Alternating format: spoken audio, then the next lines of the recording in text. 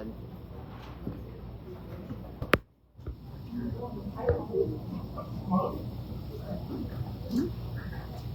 Good evening.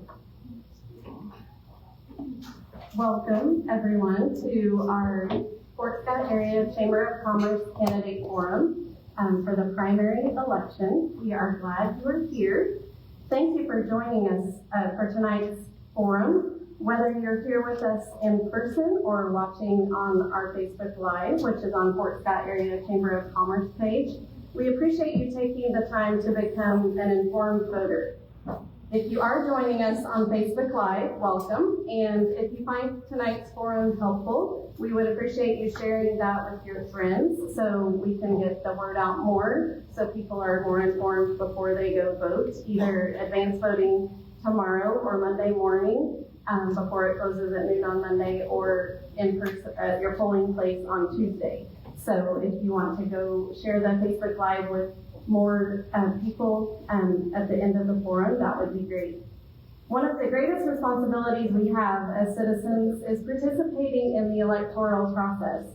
Forums like this hosted by the Chamber provide an opportunity to hear directly from the candidates, learn where they stand on certain issues important to our communities, and make informed decisions before casting your ballot.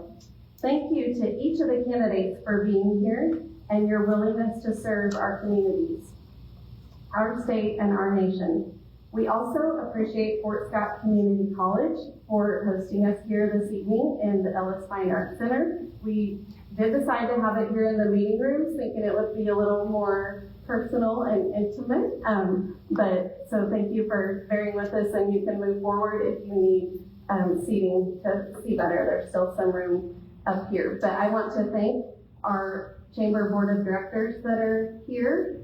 We have Colleen Quick, Lab Conto, Misty Adams, Citizens Bank, Leslie with the Chamber. We have Karen Wilterding with Lowell Milton Center for Unsung Heroes. We have John Warren with Typhoon Bay and Sonic up there greeting if he's still here. And Diane Stryler is our chairman of the board with Front Door Real Estate, and we thank all of them for helping out tonight. And other volunteers and everybody who made the forum possible. We hope tonight's discussion is informative and beneficial to everyone. And thank you again for being here, and most importantly, for being engaged citizens. At this time, I would like you to stand and join me for the Pledge of Allegiance. There is a flag up here, and they also have one over there to the side if you can see that better. So, I pledge allegiance to the flag of the United States of America and to the republic for which it stands, one nation, under God, indivisible, with liberty and justice for all. We are going to have an invocation by Dr. Jack Welch, president of Fort Scott Community College. Thank you all for being here, and on behalf of Fort Scott Community College, welcome. Let's pray. Our gracious Heavenly Father, we thank you so much for the opportunity to have an abundant life through you. Father, we thank you for giving us this opportunity to hear our candidates, to know where we're moving and how we're going, all these things that we want to be led by you as we are guided. Father, I just pray that you'll be with this time and you will help each and every one of us to have understanding. We're going to give you the praise, the glory, and the honor. In Jesus Christ's name, I ask these things and praise thee. Amen. Amen. Thank you, Dr. Welch. There was an agenda this evening at the front table. If you did not get one, there's probably still some up there. It has a list of all the candidates on the back and agenda for the forum this evening. I would like to introduce our Mark McCoy up here. He's going to be our moderator this evening, and I think I've introduced everyone else. I will just go over on your paper about the voting. I kind of already mentioned it, but advanced voting is taking place tomorrow, 8:30 to 4:30 at the courthouse, and Monday, 8:30 to noon, and then ends at noon on Monday. And then on Tuesday, you will vote at your regular polling place, and if you do not know where that is, you can call the courthouse at 223-3800 extension 100 to find that out, and you can vote from 7 a.m. to 7 p.m. on Tuesday. I did just want to make a remark about a question that'll be on the ballot, the Kansas Supreme Court amendment question, and this is on your handout for your reference.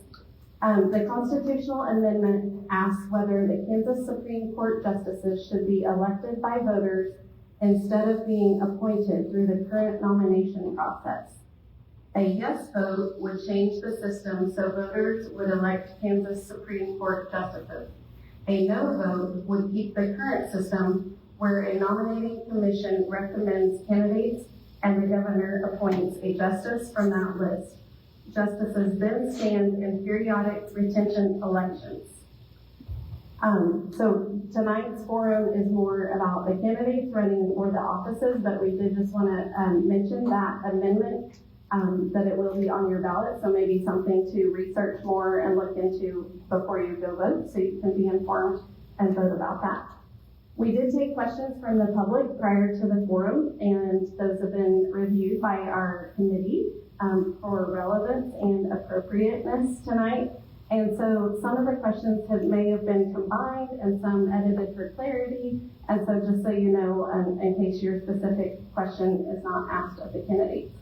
The forum will proceed in the order of federal, state, and then local races. And I have down here that all questions will be answered from the podium, but we were just talking, and we might have the candidates just stand where you are up here to save time, and then we have 2 mics over here at the table. The format will be for candidates who are in attendance themselves will deliver up to 1 minute opening statement, answer 3 questions that were submitted, and deliver a 2-minute closing statement. And candidates who were not able to attend may have had a representative appointed to give up to a 3-minute statement. And I know we have a couple of those. Again, the Facebook Live recording can be found on our Fort Scott Area Chamber of Commerce Facebook page, and then we'll probably upload that to our YouTube channel tomorrow as well, so it will be out there. And I think that is all I have before I turn it over to Mark. So thanks again for being here.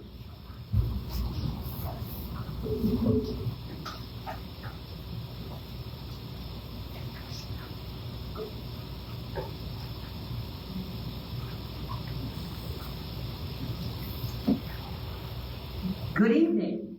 Good evening. What an auspicious evening to have so many folks here. First thing I want to ask you to do is silence your phones. If your phone goes off during the meeting, we have a tradition here. You make a donation to Dolly the Trolley. So it's high tonight. It's $10. So if you want to make a donation to Dolly the Trolley in advance, you could go ahead and do that. We would appreciate it. As Lindsay said, we will be following the format, federal, state, and then local. And so at this time, I would like to ask the federal candidates.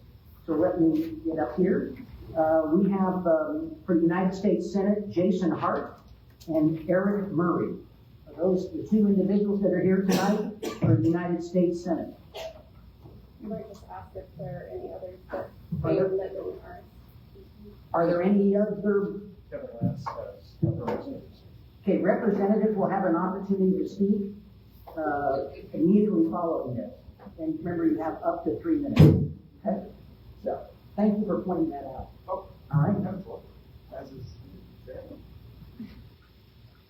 And Fort Scott truly is the friendly family environment.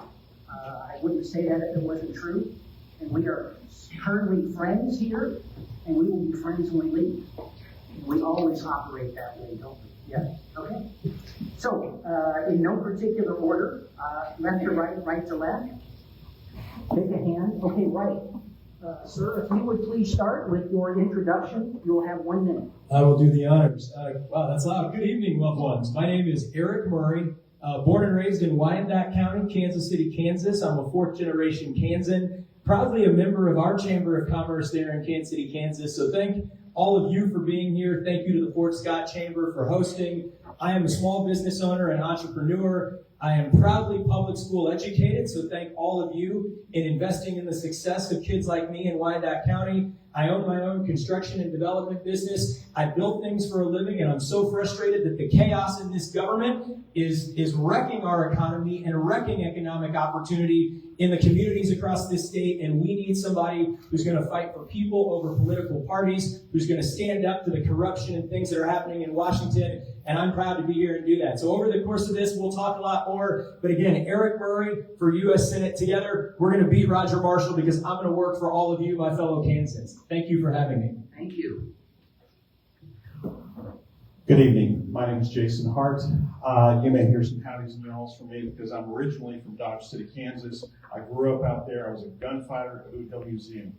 Now, I say that I'm also an attorney. I historically have been a public servant for Kansans. I grew up in a household that had foster kids. And so as part of my upbringing, I recognized that we needed to make safe places for kids. And so I went through life with the idea of that's what I want to do. And so I became a prosecutor of child abuse and then later child sexual abuse crimes. I had been at the U.S. Attorney's Office for the District of Kansas at the federal level, prosecuting child sex offenders all across the state of Kansas, pulling these offenders out of our communities. And I would still be doing that job today if it weren't for the fact that this administration made it very clear that that was not their priorities. And so I decided that my public service of over 21 plus years could be used to better function going to D.C., having a backbone, and standing up for Kansans like I've been doing for 21 plus years as a public servant. Jason Hart, I'll talk to you more. Thank you. I forgot to mention that here we are in Fort Scott, where we've been defending Southeast Kansas since 1842. So we are the fort that started this Kansas. Okay, so with that being said, we will enter into the first question, and each candidate will have up to 90 seconds to answer the first question, and we'll rotate back and forth. So with that being said, Jason, you'll get the first question here, and then Eric. What national issues do you believe will have the greatest impact on Kansas over the next 6 years, and how would you address it?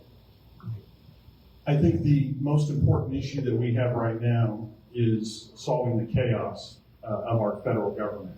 Right now we have incoherent tariffs or illegal tariffs, incoherent conflicts with foreign nations, with our own allies, and all of these things are negatively impacting our daily lives.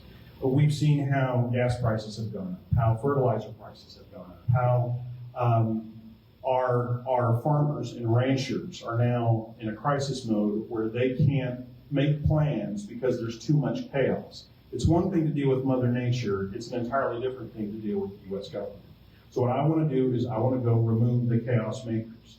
When it comes to the second part of the policy that I want to do is I really feel it's important for the federal government to pay its share of public education, special education, and Title I programs. And I say that as a parent of two boys, a 9-year-old and a 14-year-old, who are both dyslexic, and a foster kid that I have who's on the autism spectrum. It's not that public schools don't want to help, it's that they can't afford to help. And the money that is being used is being sucked out of the general operating fund to pay for the special ed that the federal government's not paying. What this means is your property taxes go up here locally because the federal government is not doing its part. We can go bomb schools, but not help our own schools. And I think that is a prioritization problem that needs to be solved. Because when we have smarter kids, we have better communities. Thank you, sir. You want me to repeat the question? No, I got it. Yes, no, I think, as Jason said, chaos and corruption, if we don't have trust in government and our leaders aren't working for us, they're lining their own pockets and doing God knows what in Washington, that's a problem. But as it pertains to Kansans, the number one policy issue, if you go look at ericforkansas.com, you'll see 13 policy points that we need to fix. Here for Kansans, and Fort Scott knows it very well, is healthcare.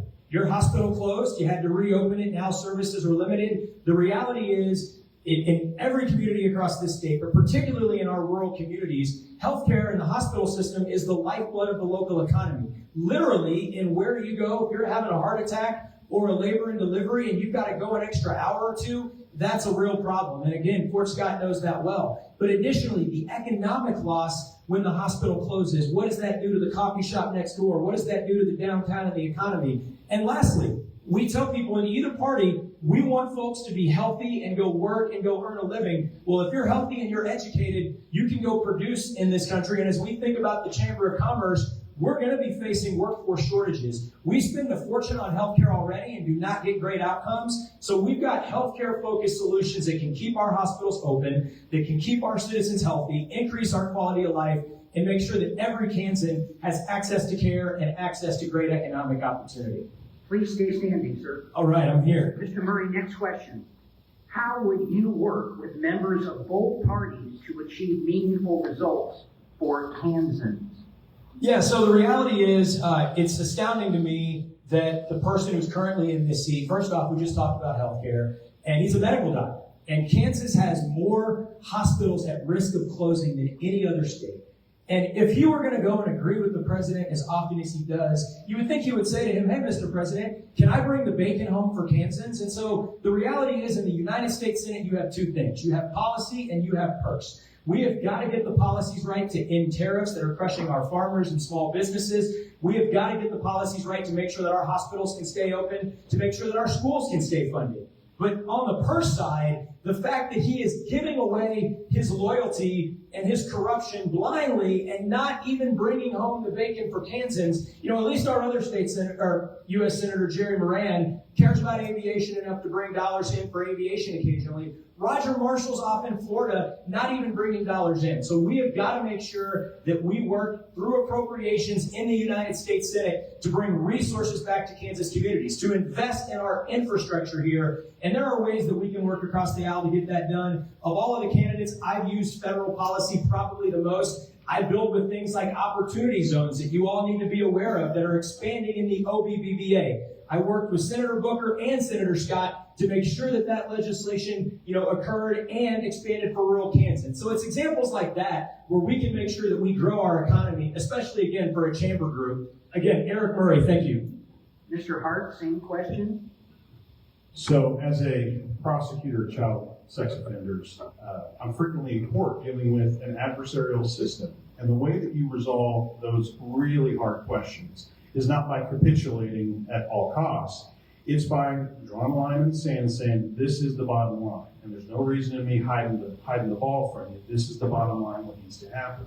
And what we do there is we talk about interest. What is your interest as a victim? What is your interest as a defendant? And you figure out whether it can be solved or whether we just need to go to trial. All right? And those places where you can solve it, solve it. But that doesn't mean that you fail to go to trial when it's absolutely necessary. And that's what I think I present as a little bit different. There are some right answers, right ways to do things. And so I think one of the first and foremost right ways to think about this is a New York Democrat is not the same as a Kansas Democrat. Our interests are not necessarily aligned. I may need to be doing things with Nebraska or Oklahoma because those are the folks that align more with my farmers and ranchers. And so I'm not beholden to the party. Matter of fact, I am pretty nonpartisan because I've historically been independent. So how do you work? You identify the interests, you maintain your principles, and you communicate clearly. And what that also means is coming back home and listening to your constituents, which we have not had in, 500? I've lost count how many days it's been since Roger Marshall's been here and had a town hall. I don't expect it's going to happen anytime soon. So, thank you. Please stay standing.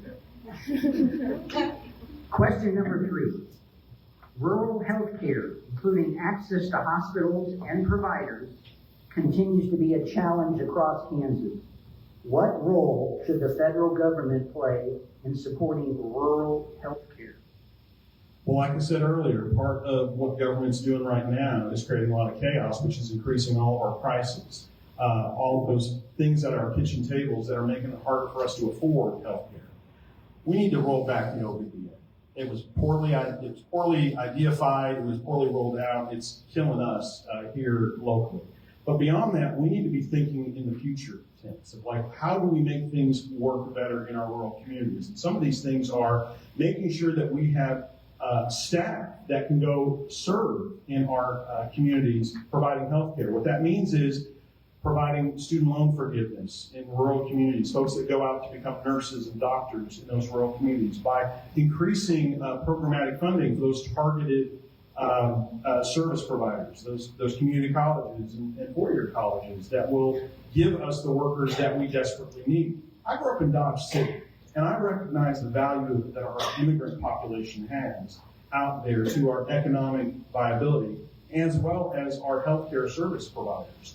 And we need to reel back that executive overreach that is negatively impacting our communities and really be focusing on thinking about, well, does expansion of Medicaid work? Or do we need to divorce health insurance from your employer so that there's more competition and transparency with you, the individual, than your employer? I got lots of thoughts on healthcare care and healthcare insurance. Find me later and ask some more questions. Mr. Murray. Yes, sir. All right, so first off, the question was, what do we do about rural health care? And I want to make sure everybody knows, you got to ask that question again on the next panel, because you got Dr. Jen McKinney here, who's a rural health physician in Fredonia. So make sure she gets that question. Don't take it from a lawyer or a developer. But here's the good news. I studied public health at the University of Southern California. My degree is from the Keck School of Medicine in community health, public health, and disease prevention. The reality is that we've got to do three things. The first is we've got to restore the ACA subsidies that cut millions of Americans off their coverage. I was just speaking to a woman here at the table who said she had to drop coverage for herself and her daughter because her coverage cost went up to $24,000 a year. That is unconscionable that millions of Americans have had to make that choice. Someone in this room had to make that choice, so that's step one. Step two is we've got to expand Medicaid. Again, the federal government is doling these dollars out to all of the states, and the reality is Kansas is one of only 10 states that's not bringing back your fair share. So whether we love the federal spending or not, it's going to Kentucky, it's going to Louisiana. It is not coming back here to Kansas.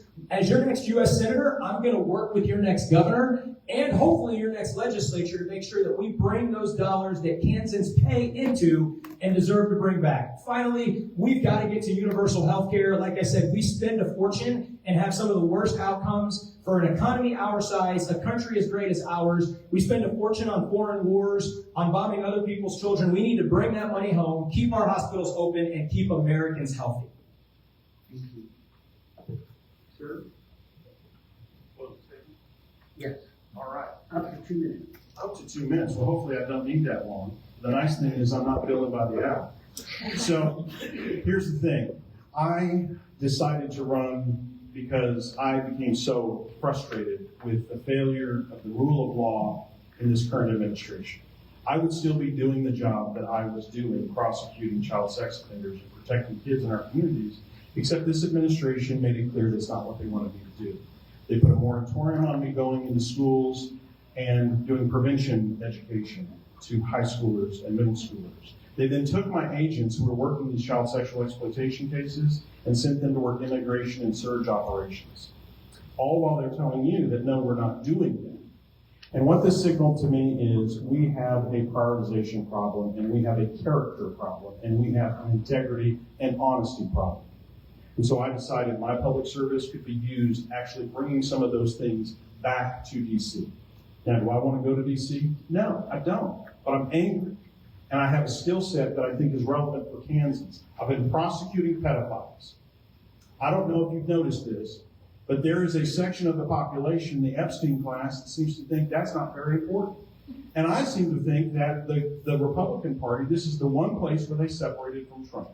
And so when we think about a candidate that actually represents Kansans, what I would tell you is this: the best predictor of future performance is past performance. And I've been performing for Kansans for 21 plus years, doing really important work for Kansas communities all across the state. Now, I also like to lead with this. You're talking about somebody who's going to go make laws. I've been making laws, dealing with that sort of stuff, learning how the courts interpret. You don't send a plumber to do your dental work. So why would you send somebody who's not been in the system to go deal with these problems?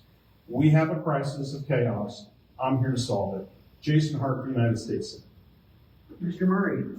Yeah, thank you. So listen, I've been in this race for 9 months. You're going to see a bunch of folks jumping in the race here recently. Good news for you. Again, I'm a business person. I know that options inure to the benefit of the option holder, and all of you in this room have 11 options in this race, so do your homework. 2 of them are here in front of you. The reality is that As I've traveled across this state over the last 9 months, folks are struggling. Just last week, NerdWallet put out an article that said that Kansas is 50th out of 50 in economic distress. Everything from credit card debt to emergency loan relief to all of these financial metrics, Kansans are struggling.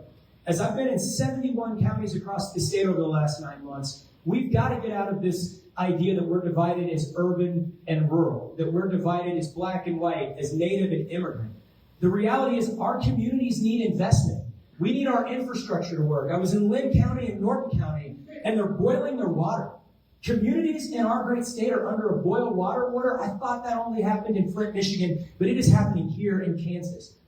I've been in communities where folks are sitting in homes with air conditioning that's not working, in a house that would have been condemned anywhere else. We have a real crisis of affordability, of poverty in this state. I'm an economic developer. I built things.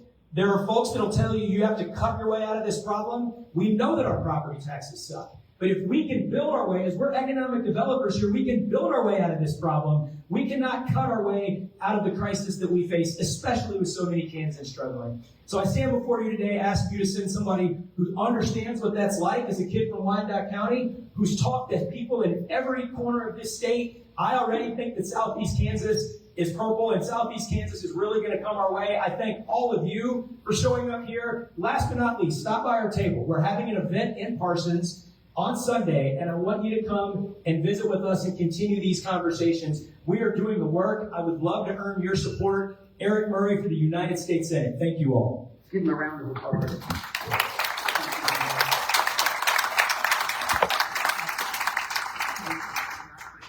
Good. Sorry. Kevin Lance's representative. You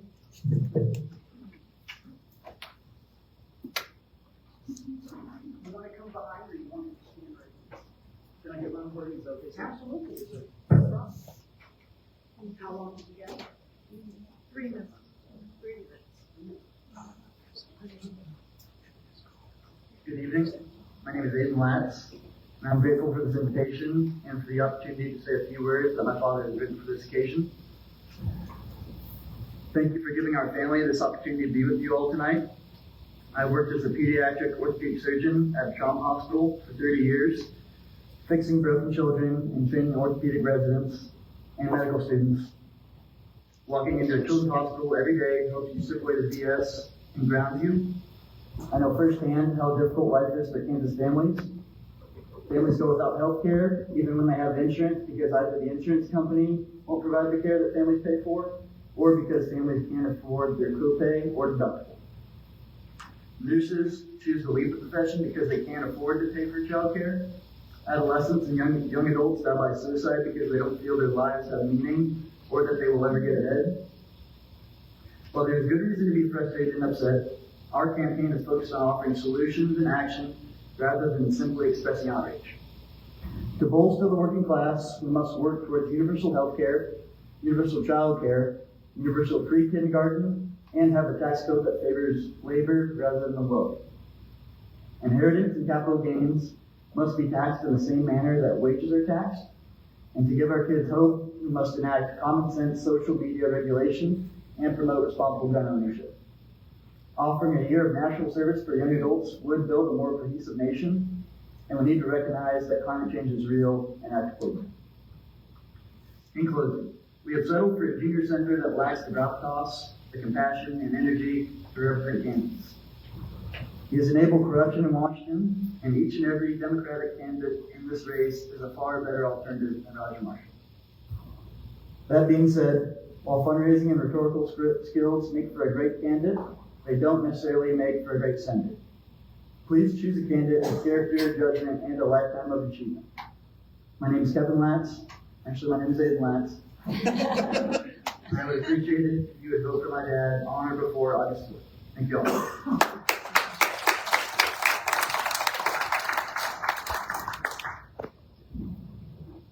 Moving on to the United States House of Representatives, we do not have any candidates here. Yes, ma'am. I have a statement from Ed Crawford. I was going to get to that because right down here it says that Carol White will be speaking on behalf of Don Cover. I'm doing that as well. She has one on hand. I'm sorry, Pine, right? Come on up. My apologies. I missed it.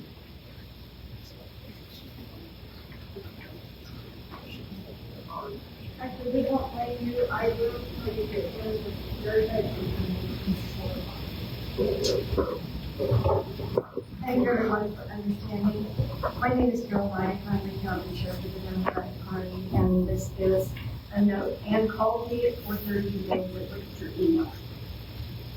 And this is written in the first sentence. Good morning, everyone, and thank you to the Fort Scott Area Chamber of Commerce for the invitation. I'm sorry I couldn't be with you tonight because of a prior commitment. I've always enjoyed my time in Southeast Kansas, and I'm looking forward to joining you and working with you in the future. I've had the chance to visit Fort Scott several times, and I believe your community truly lives up to its motto, together we can. You see it in the Chamber's commitment to developing future leaders through programs like your high school mentoring program, the Lead Bourbon County, and these investments in people are exactly what strong communities are built on. It's also the heart of Mind People's Deal, which you can find at andforkansas.com. For too long, Washington has rewarded the biggest corporations, while communities like ours have been left to compete with one hand tied behind our backs. In Washington, I will work to level the playing field by enforcing antitrust laws so that small businesses can compete, make it easier for every town to access federal grants, and reform the tax system to give advantage to local businesses over multiple corporations. I will fight to get you the infrastructure, workforce development, and local entrepreneurship program funding that you need. It's time to give communities the freedom to make decisions that fit their own needs. The one-size-fits-all mandates from Washington is a fault. Kansas doesn't need more politicians telling communities what's best for them. We need leaders who trust Kansans, invest in local communities, and give every town the tools to succeed. Thank you again for your invitation. I plan to visit Fort Scott again soon, and I ask for your support as we work together to build a stronger Kansas where every community has the opportunity to thrive. It's signed Ann Brokar for U.S. Senate. Sorry, are you not prepared to do this next one, please? It's on the field. Okay. Give it 10 seconds. Carol will be speaking on behalf of Don Coover. Did I pronounce that correctly? C-O-O-V-E-R. You did. Okay. Thank you.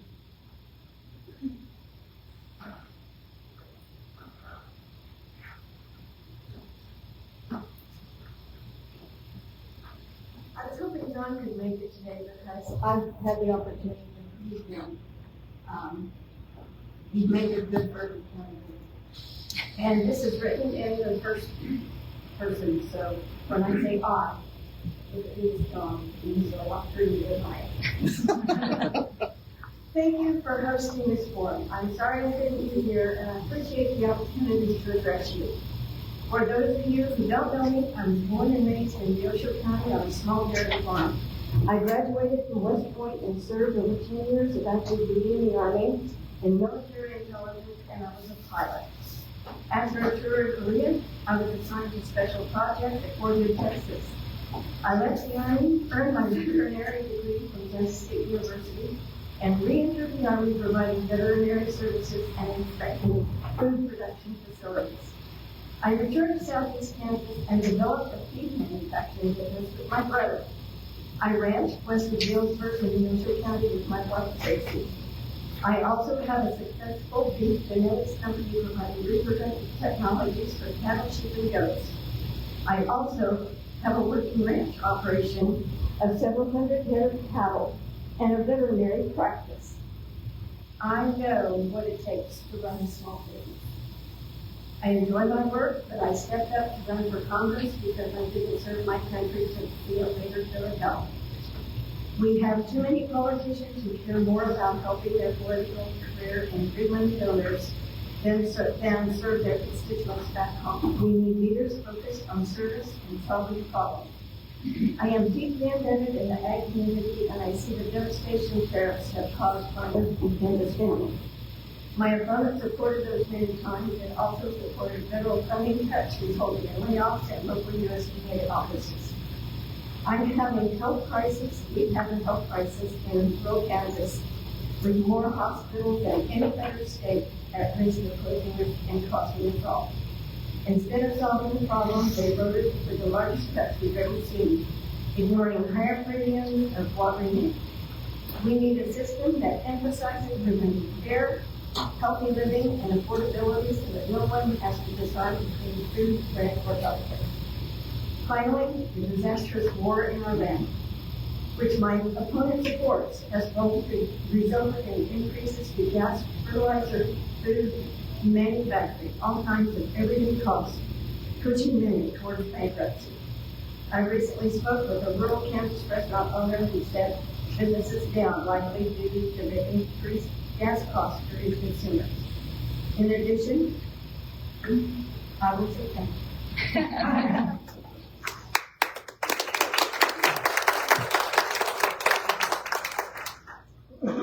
Next, we will have the candidates that are here for the Kansas governor's office. We have 3 different individuals that will be coming up to speak, answer questions, and have an opening statement.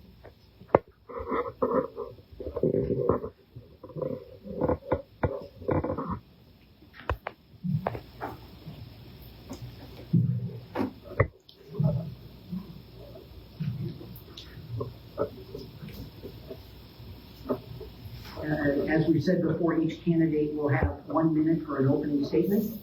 And in order for me not to mispronounce or butcher the names, I would ask you to please introduce yourselves, and you'll have 1 minute after that. Would you like to start with that one? Please. Hello, good evening, everyone. I'm Jen McConnie McKinney, and I am a family doctor in Fredonia, Kansas, right down the road, my hometown. My parents they immigrated there from the Philippines 48 years ago. I'm a daughter of a general surgeon and a business owner who have served the community for almost 50 years. Now, being back in Fredonia, I've been able to be on the school board for 9 years, the president for 2. I was the Wilson County Health Officer as well, I still am, and I'm the owner of 3 small businesses. Now, I'm very excited to be running with Kurt Skoog, who's running for governor. He is one of the most honest, hardworking, thoughtful, trustworthy people that I have met in my life. He's the mayor of Overland Park, a city of 200,000 people, the second biggest city in this state, and it's 50% Republicans and 50% Democrats, and he has gotten so much done, bringing people together to really make that community grow, all while having the lowest property taxes in the state. So I'm very proud to be here, Skoog and McKinney. Thank you. Thank you.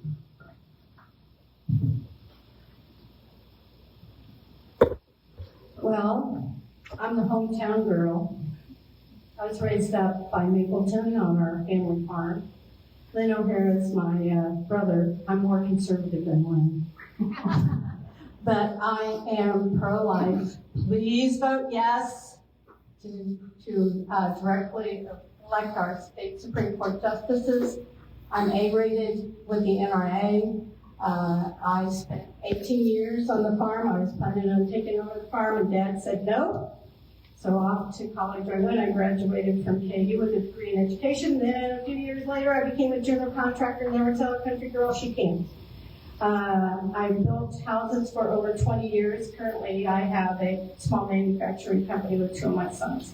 My youngest daughter is adopted. I have been so blessed. I have 5 children, 7 grandchildren, 2 dogs, and a horse. So I would be very honored for you to consider me. I will serve you and not the big boys. Thank you. Sir? Good evening. Thank you for allowing me to speak this evening. I'm Nick Reinecker, and I'm running for governor on the Republican ticket. And I would like to read you a quote from James Madison. "We have staked the whole future of American civilization not upon the power of government, far from it. We have staked the future of all of our political institutions upon the capacity of mankind of self-government, upon the capacity of each and all of us to govern ourselves, to control ourselves, to sustain ourselves according to the 10 Commandments of God." I carry around this Constitution. This is what I'm about, getting back to the roots of our founding. As a state executive, I will ask what would the founders say to every policy decision. One of my most controversial ones is I think that we should legalize marijuana or deschedule cannabis to allow farmers, individuals, the freedom to use it as food, fuel, fiber, therapeutic uses, and just adult liberty. I want a pre-COVID-19 budget, and I look forward to talking with you. Please stay so much. standing, sir. Yes. First question. Rural Kansas continues to face challenges with workforce shortages, healthcare access, and housing. Which of these would be your highest priority and why? Workforce is one of those terms that can get a little confused. I like to say employees. And we have a nursing morale problem in the state of Kansas. We have a contract nursing problem in the state of Kansas. $40 million that we spend on contract nursing. Now, I say I'm a fan of looking at reimbursement rates for our rural hospitals. I'm not a fan of Medicaid expansion. One of the reasons why we're losing nurses and employees is because we can't get things right on just the constitutional level of things. You go 15 minutes away from here and you can buy cannabis without any license, or you can grow it, whatever. You can be a foster parent and have access to it. And those nurses are giving our grandmas and our grandpas and mothers all these antipsychotic medications, and pharmaceutical companies' profit margins blowing up on the taxpayer dime, while our farmers are struggling with not having access to all the things that they should be able to have access to. So just on that little bit of information there, that solidifies the change we need. I know it's kind of a scary subject for a lot of people, but I think if we get over the fear and understand the history of it, we can go a long way. So. Thank you. Mrs. O'Hara? Would you repeat that? Absolutely. Rural Kansans continue to face challenges with workforce shortages, healthcare access, and housing. Which of these would be your highest priority and why? Okay, all of them are very high priorities, and the answer is to abolish property taxes. We have such a problem with property taxes. It is now a taking of our property. I hear over and over people's having to sell their house because they cannot afford the property taxes. I was in Topeka this last spring testifying in favor of SB 488, and that's Senator Michael Murphy's legislation to abolish property taxes and go to a use tax. The problem with the property tax in county, the tax incentives are out of control, and every time that there is a tax incentive given, it costs you money. I'll give you an example. The data center out in DeSoto, it's the 20-year sales tax exemption that our legislature passed in 2025, plus the city of DeSoto gave them a $50 billion industrial revenue bond. That means $50 billion of real estate is protected from property taxes. They're only paying 10 cents on the dollar. That is a problem. That is costing you. We have to address the property tax issue, and it will help all of these other issues. Mr. King? This is what sets us apart, the Scoop McKinney ticket. Mayor Scoop is a mayor. He's not a legislator, neither am I. And in the legislature, what happens is they vote on bills. We're going to solve this problem like this problem like this problem like this. A mayor, and actually a rural family doctor, the mayor looks at the whole picture, a strategy. How are we going to fix it all? Because all of those things that were listed, workforce, housing, and what was the third one? That's okay. All of the things that were listed, they all work together. You can't have one without the other. You can't have workforce if you don't have houses. You can't solve all the problems one at a time. So a mayor has the executive leadership to manage people every single day, to balance budgets every single year, to oversee projects all the time. That's not what legislators do. What we do is we do things every single day, 365 days a year, just like a family doctor. We're always on call. So when we talk about what are the things that are most important, they all work together. We cannot solve one without the other, and we have to start looking at Kansas as a whole entity. Like we look at a person as a whole person. We don't just solve their one problem, this other problem, hypertension, diabetes. We look at a person as a whole entity that deserves our attention. So our ticket will be looking at the strategy that makes Kansas stronger as a whole and not in little silos. Thank you. Please stay standing. How would your administration encourage business growth while keeping Kansas competitive for employers and families? Well, again, I have to brag on Mayor Skoog. I apologize. He's in Horton, Kansas tonight, so we're dividing and conquering. But when we look at what he has done in Overland Park, I always tell him, I'm from Southeast Kansas. We don't always love Johnson County. We're like, yeah, see? So and it's okay. He gets it. But look at what they've done. Look at what he has done there. 21 years ago, he joined the city council. And then 5 years ago, he was elected as mayor. And in November, he was reelected as mayor with 70% of the vote in a split city. So he has brought in jobs. He's brought in big businesses. He has revamped an entire Metcalf Street, if you've ever been there in Kansas City, because he looks at the big picture, because he brings people together. And I think that's the big thing. We can bring in jobs, we can bring in people into Kansas, but we have to work together. And that's exactly what he's been doing his whole life. That's what I've been doing in my own community. We're bringing people together, building consensus, working on the things that we can all agree on. Because, there are always going to be these things on the edges that we don't agree on, but there are 3, 4, 5, 6 things in the middle that we can really work together on and grow the entire state and make sure that we are strong and we have strong economies and people moving into Kansas to make us a stronger state that thrives. Ms. O'Hara, would you like me to read it again? Oh, yeah, I'll read it again. How would your administration encourage business growth while keeping Kansas competitive for employers and families? Okay, the problem in Kansas is that we are the high tax point on the prairie. We have high income taxes, we have high corporate taxes, our property taxes are 2 times higher than Oklahoma, the rate. I mean, we have an absolute issue on spending too much money. We had a bill this last session, SB 254, which would have been all money going to provide services for illegal aliens. That would have saved $600 million. It passed the House and the Senate. It was vetoed by the governor, but the Senate president and the House Speaker refused to bring it up for a veto override. And that's because the state chamber and Koch Industries have for years supported illegal immigration for cheap labor. So the Democrats want the illegal aliens for voters, and the state chamber and Koch brothers want them for cheap labor. We have to get back to also educating our children instead of indoctrination. I would close the State Department of Education because that's costing us $300 million a year for paper shovelers.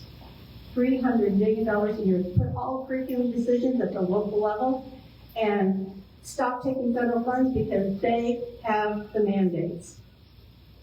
Sir? So I'm not a fan of bans. I'm not a fan of incentives. I think the free market should be just that, free, which is one of the reasons why I'm interested in the policy decisions that I am. Obviously, with a proposed budget that is going to take us back to the pre-COVID-19 level, I think that would also allow us to lower taxes, especially property taxes, and maybe get some people that we've lost back here into Kansas. So all kinds of issues there that we can make Kansas better, make it more affordable, just allowing the free market to be free, going by constitutional principles, and letting Kansas make it their own decisions. Now, of course, we can look at other things like strengthening families. I, for one, would be an advocate of eliminating incompatibility as a reason for divorce. We've talked about that as well, but mainly having the free market, let the people decide how the market runs. continue standing. Next question. If state revenues slow over the next few years, how would you balance maintaining essential services while being responsible with taxpayer dollars? Just saying no. When an agency comes to you and say, hey, if I don't have this line item, the sky's gonna fall, well, sorry, we're not gonna do that. And I guarantee the sky is not gonna fall. I think there's so many people and so much pressure once you get into office, oh, we need this, we need that, we need this, we need that. Well, there are some things that you just say no to. Ma'am? Well, I'll give you an example of overspending. Up in Johnson County, we spent $572 million in improving 69 Highway from 159 up to College Boulevard. We have a toll lane now that no one uses. It is the worst design I have ever seen. So $572 million for an absolute disaster. That's just one. That's just one little thing. One little thing. I would immediately do an audit on SNAP and Medicaid, because those are the favorite place for scammers. We have to look to see where can we save money all across the state. I was on the Johnson County Commission from 21 to 25, and I will tell you, I watched my colleagues spend $235 million in COVID money like it was water, and we have nothing to show for it. Government costs too much. We have to get back to educating our kids. 70% of our fourth graders are not proficient in math or reading. You talk about, I will not say that word, because that is a communist word, but our employees, they can't read because our schools have failed them, and we failed them because we are following federal mandates. Gotta stop it. Ma'am? Okay, yes.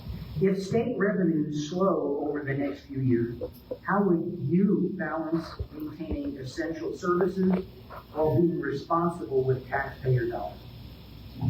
I think the first thing that we have to do is realize that this is a real possibility. So we're not going to wait until money becomes scarce, until we don't have the funds that we want. We need to be proactive. We need to look ahead. We have to be people that are forming strategies from the beginning, the moment we get into this office. Now, one thing that I always do in my life is I never say I don't have time. I always say that's not a priority, because all of us have the same amount of time, right? But it's how we prioritize things in life. And I believe that to be true for finances in the state. There's money, right? There's money out there, but how do we prioritize where the money goes? I'm a big believer that when people are educated, when we fund public education, people are going to be more productive. The return on investment is huge. When we bring businesses into the communities, the return on investment is also huge, and it brings people in. When we keep people healthy and we invest in healthcare, we expand Medicaid, we make sure there's access to care, we have better workforce, nurses, physical therapists, phlebotomists. All of those things bring money back into the state and make us a more prosperous state. So we do have to invest, but invest in the right things so that we can bring in money, we can make people productive, and that we can not have to worry so much about the issues that might come in the future. Thank you. It's time for our closing statement. Thank you very much. Yes, appreciate it. 2 minutes. Yes. Okay. We'll have to rely on the official timers here. I don't want to take their place. That's great. Thank you all. Again, as a Southeast Kansas girl, I just am so proud to be here. It makes me happy to be in a small town, and I love Fort Scott. It's not that far away. We used to come here to cruise around and see who was on the streets and doing fun things. And so, it just makes me proud to see so many people show up today. Mayor Kurt Skoog and I are really in it for the right reasons. He has never wanted to be governor in his life, but what he wants to do is to serve Kansas. Same thing for me. As a family doctor in Fredonia, we don't do it because that's where all the fortune and glory is, right? We do it because it's the right thing for people. So we do have a platform called Thrive. It's an acronym. The T stands for Thriving Communities, and that means economy, that means jobs, that means housing. We also have Healthy Kansas, that's the H. Who better to help with policy on healthcare, and especially rural healthcare, than a rural doctor who lives in this every single day. R stands for Rural Roots. We care so much about rural that it is a top priority on our platform. We're not just saying it. I'm actually here, running as a rural doctor on the governor's ticket. How cool is that from Southeast Kansas? It's a really neat thing. So it's truly a priority. We're putting our money where our mouth is there. I is innovation. There are things that we need to look at. We need to reassess, reevaluate. What are all these regulations and everything? What are the technology pieces that we can put into place to make life easier for everybody? And V means voice and vote. We hear constantly throughout the state that people are not heard, especially in rural areas. So we need to make sure that your voices are heard. So we will be here beside you, not in an office in the governor's office. We will be here beside you listening. And E means everyone is welcome. That means everyone. It sounds simple, but it should be foundational for all of us because we all got here somehow and we all deserve respect and we deserve to be valued, and we will do that. So thank you so much. Mayor Kurt Skoog and Dr. Jen Bacani McKinney, thank you very much. Thank you. Thank you. Well, this has been fun. It's really nice to come home and visit with the folks. And my first priority is life. If we don't have life, we have nothing. Next, property taxes. We have to get rid of the property taxes. It's destroying our economy. I want to explain a little bit. In 1986, we passed constitutional amendments, reappraisals. And we also did Economic Development Constitutional Amendment, which opened wide the doors for all of the tax giveaways that has now decimated our property tax base. I'll give you an example. Panasonic, that cost you $829 million, and then DeSoto gave them another $200 million in property tax payments. Pfizer, that's coming back in, is coming to the Sprint campus. They got $154 million of your money. These tax incentives do not work. These big companies are out harvesting tax incentives.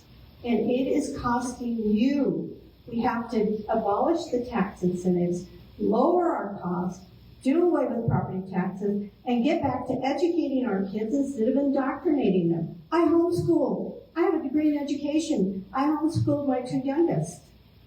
We need to get back to the root of education, which is reading, writing, and math. So let's roll up our sleeves. The answers aren't in Washington, D.C. The answers aren't in Topeka. The answers are in our hard work and making sure that every dollar spent is a dollar wisely invested. Thank you. Sir? So thanks again for everybody coming out and letting us speak. This election is about a simple question. The Kansans want big government or limited government.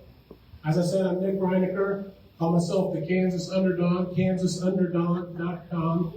Spent my life serving Kansans as a police officer, certified nurse aide, EMT, firefighter for the last 18 years, manager of the Inland Harvest Cafe with my wife and running at Katie, where we raised our children amongst members of the greatest generation who helped teach us about faith, family, neighborliness, and responsibility.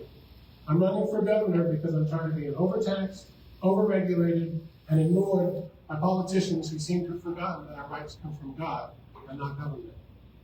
I'm also tired of losing the second floor of governor. As governor, I will defend life, liberty, state sovereignty. I proudly stand on the Kansas Republican Party platform. I'll ask what the founders would say to all policy decisions, and that includes why I think that we should deschedule cannabis or legalize marijuana. We have 565,000 unaffiliated voters, and they can declare on voting up to and including the day that they vote. And I'm talking to the unaffiliated voters. Make sure you vote, get Republican, and vote for me, Nick Reinecker, because I'm going to go with the Constitution.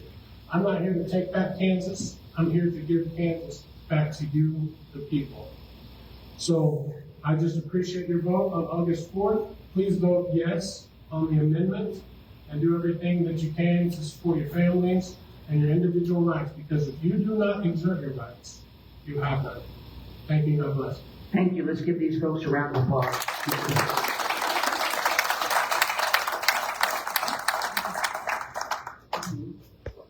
We have Ethan Corson, representative here to make a statement.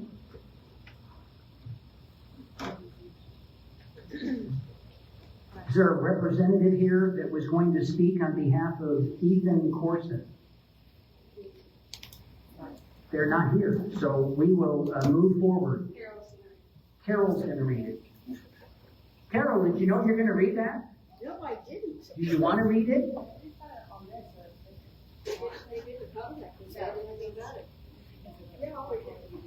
Okay.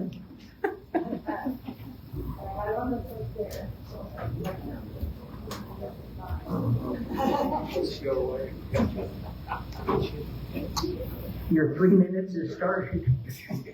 Just kidding, just kidding. Let's have a little kindness and levity here. Here, let me do this for you.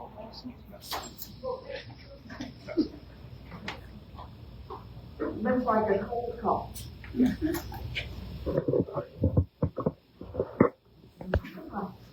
Nina Corson is a husband, state senator, nonprofit citizen, and looks to support the states about New York. From pre-K through Garden City Community College, he attended Kansas Public School. Growing up, he was obsessed with playing baseball.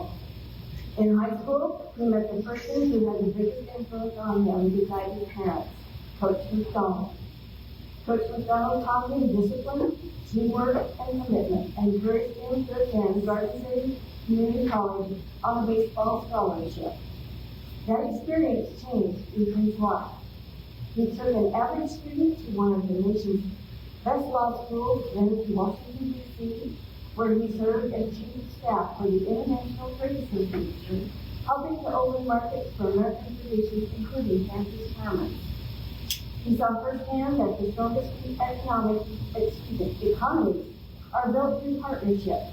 When government, business, local leaders, and our schools work together, we create the conditions for investment, innovation, and long-term growth.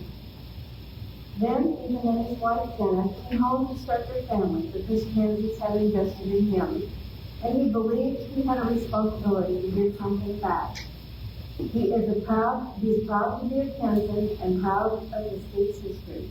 The spirit of Kansas has always been about freedom, common sense, and opportunity. But today, too many Kansans are doing everything right and still struggling to get ahead. Healthcare costs too much. Housing is harder to afford. Rural communities are stretched thin, and that's why he's running for governor. To build a Kansas where hard work is rewarded and every family gets a fair shot. Kansas has never backed down from hard problems, and neither will he. Ethan believes it is both a moral and economic imperative that Kansas finally expand Medicaid to keep rural hospitals open, ensure more Kansans, and bring our tax dollars back home from Washington. He will not shy away from the challenge if it will improve the lives of Kansas families, and that especially applies to public education. As governor, he has pledged that he will only sign a school funding formula that fully funds Kansas public schools, including special ed. He believes it's time to give Kansas teachers a raise. He's proud to be running alongside Renee Duckler, whose experience leading the Salina Area Chamber of Commerce gives their team a practical understanding of what local businesses need to succeed and what communities need to grow. Together, they will build an economy that rewards hard work, supports entrepreneurs, strengthens. Thank you.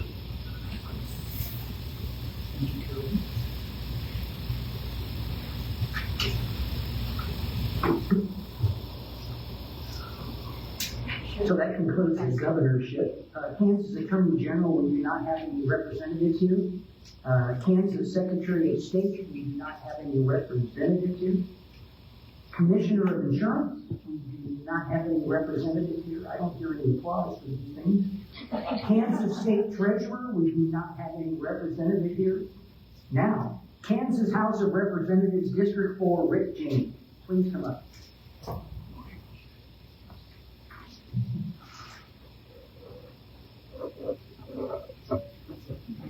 Well, good evening, everyone. My name is Rick James. I live up in Lacey. I grew up in Lacey area. Graduated went through grade school and graduated high school. Joined the United States Marine Corps and served 30 years in the Marine Corps. And I came back my last 3 years and got to work at the Richard Gebauer Air Force Base. There's a Marine Infantry Regiment Reserve unit that I got to work with. And after I retired, I became an auctioneer, and I own an auction company as well as a real estate brokerage up there as well. And I served as a county commissioner for 2 terms, because I think 2 terms is plenty. And then I also served on the Kansas Board of Emergency Medical Services as well. And this is my first year, first term that I'm finishing up. It's quite a bit different than being a county commissioner, I can assure you of that. And trying to get 124 others to agree with an idea that you have sometimes can be challenging, along with the Senate as well. So I'm proud to be here, and I hope to get reelected to serve you once again. Okay, first question.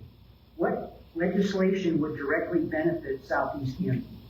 Well, I think the biggest thing is the school funding issue is going to come up this year. It's time to come up, and it's going to be redone, and it depends on what governor we have, as a Republican or a Democrat, that's going to make the big difference. And last time, there has been a lawsuit years ago, and the Supreme Court overturned it, gave $40 million. We had to put $40 million more in our budget for that, and Kansas has always done that. So we fully funded education completely, and we fully funded special education as well. So I think that's going to be the big issue. And of course, property taxes is always the issue, and our 2 stupid chambers, we can't get along well enough to come up with a good plan and we fight it every year all the way down till 2:30 in the morning before we decide we don't have a plan. That's either both sides alike. So those will be the 2 biggest issues for us in Southeast Kansas. Second question, what role should the legislature play in workforce housing? Well, we have our Commerce is working on it, and receiving funding from the federal government as well as us is the big issue, and then how that's going to be monitored. A lot of times we get funding, and we have things that we want to do, and it gets spent the wrong way. So that's the big issue. How's it going to be monitored when we do have funding? How do you balance district needs with statewide priorities? That's a challenge every day up there, is who gets what and what bills. So when you serve on a committee, I serve on 4 committees up there. I serve as the chairman for the Veterans Committee, Insurance Committee, Elections, and also Corrections and Juvenile Justice. So getting all those right is the tough part. And this year it'll be a big battle for a new prison that they want, and they've been fighting for years. It's going to cost $2 billion if they decide to do it. Where's that money going to come from? So. And in closing, it's been great talking to you tonight. Nobody else in the election except there is a libertarian that's filed to run against me. I ask for your support. I'm a very good conservative. I think I am. If you check my voting record, you will see that I worked every day last year up there. Didn't miss a session. I'm working hard to make sure that rural Kansas, Southeast Kansas, and all rural areas are taken care of. And I know we have a hospital issue here. We always have issues everywhere, and just trying to make sure that we can bring jobs to Kansas, which is very tough for economic development. In Glynn County, we got rid of our economic developer. Miami County did too. So it's a challenge to figure out how we're going to get more jobs here and how we're going to get more businesses here. So it's really on the local governments to work hard and figure out what they want as well and work with us. And with that, thanks, Mark. Thank you, everyone. Thanks for Lindsay. Give Lindsay a hand. She's worked so hard in the chamber. Yeah, I'm sucking up to her. She's a good person. Thank you.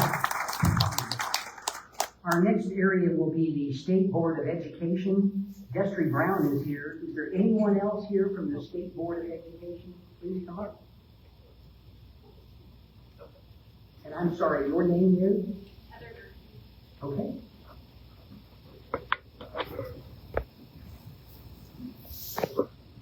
So you'll each have a 1-minute opening statement. Ma'am, would you like to go first? Thank you. Yes, first of all, I'd like to thank the Fort Scott Area Chamber of Commerce for having this forum tonight. It's been really great to hear everyone's just platforms.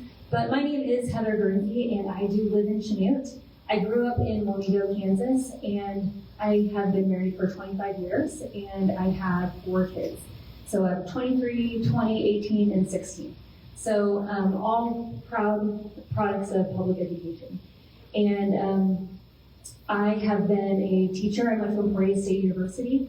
I got my bachelor's in education, and I taught 3rd grade for 6 years. I have my master's in curriculum and instruction. I then stayed home to raise my children. I volunteer PTO. I'm on my local school board in Chanute, and I am on my local A&W Special Ed Co-op board as well. And I'm ready to be your next representative to the State Board of Education District 9. Thank you. Destry. I'll try not to fall. I am Destry Brown. I'm born and raised right here in Bourbon County.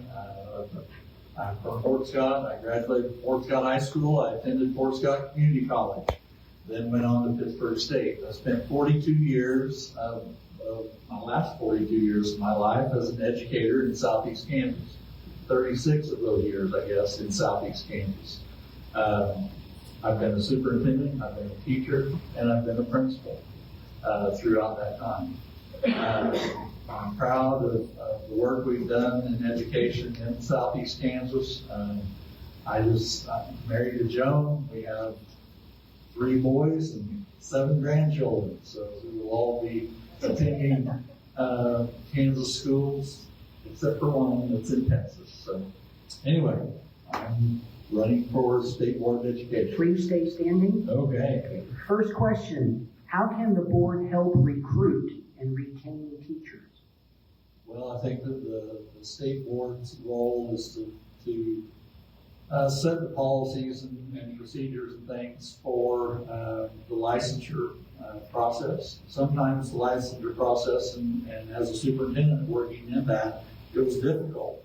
If you have somebody that came from another state, it was hard to get them licensed in Kansas for whatever reason, because they didn't have, even though they had a license in another state, they couldn't get it in Kansas. So I think we need to do some things to cut some of that red tape and make it easier for some of those people to get licensed. I think we also need to add to our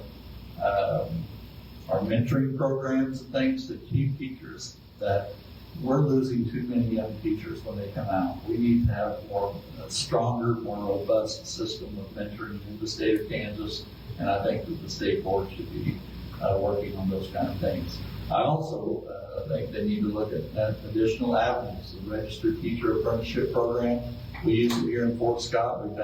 We have 3 paraprofessionals. One has just finished the program. We have 2 new ones that started this year.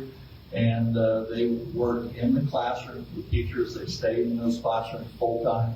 They'll be in there for at least 2 years working with a senior teacher, and I think that's a pretty good program. So, Mrs. Guernsey?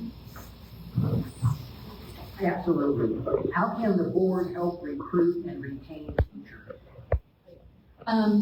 I would agree that just making licensure just a little bit easier would be nice. We do have a program in place that makes alternative licensure easier right now. People can come in with a bachelor's degree in, let's say, accounting, and then they can work with mentor teachers at a school district to become a math teacher, just for example. So we do have that in place, but we can support that more. And we can make sure that more people know about those programs, so that maybe if someone is dissatisfied in their current profession, they can transfer to teaching. But I also think that as a whole, as a state board representative, we just need to be publicly supportive and respecting our teachers in everyday conversation. We need to be supporting them with our legislature. We need to be making sure that people know how hard these people work. Our educators are professionals, and we need to remember that. And the more we can do that, I think everyone else will follow suit. Thank you. Oh, you get the next question? How should academic achievement and career education be balanced?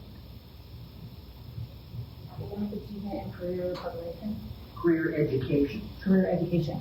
Okay, so I can speak to Chanute because that's what I know, and I'm on the local board there. And actually, Humboldt does a lot of this too. I do substitute in Humboldt, which is just a neighboring school district, which is really great for me to be in the classroom a lot right now.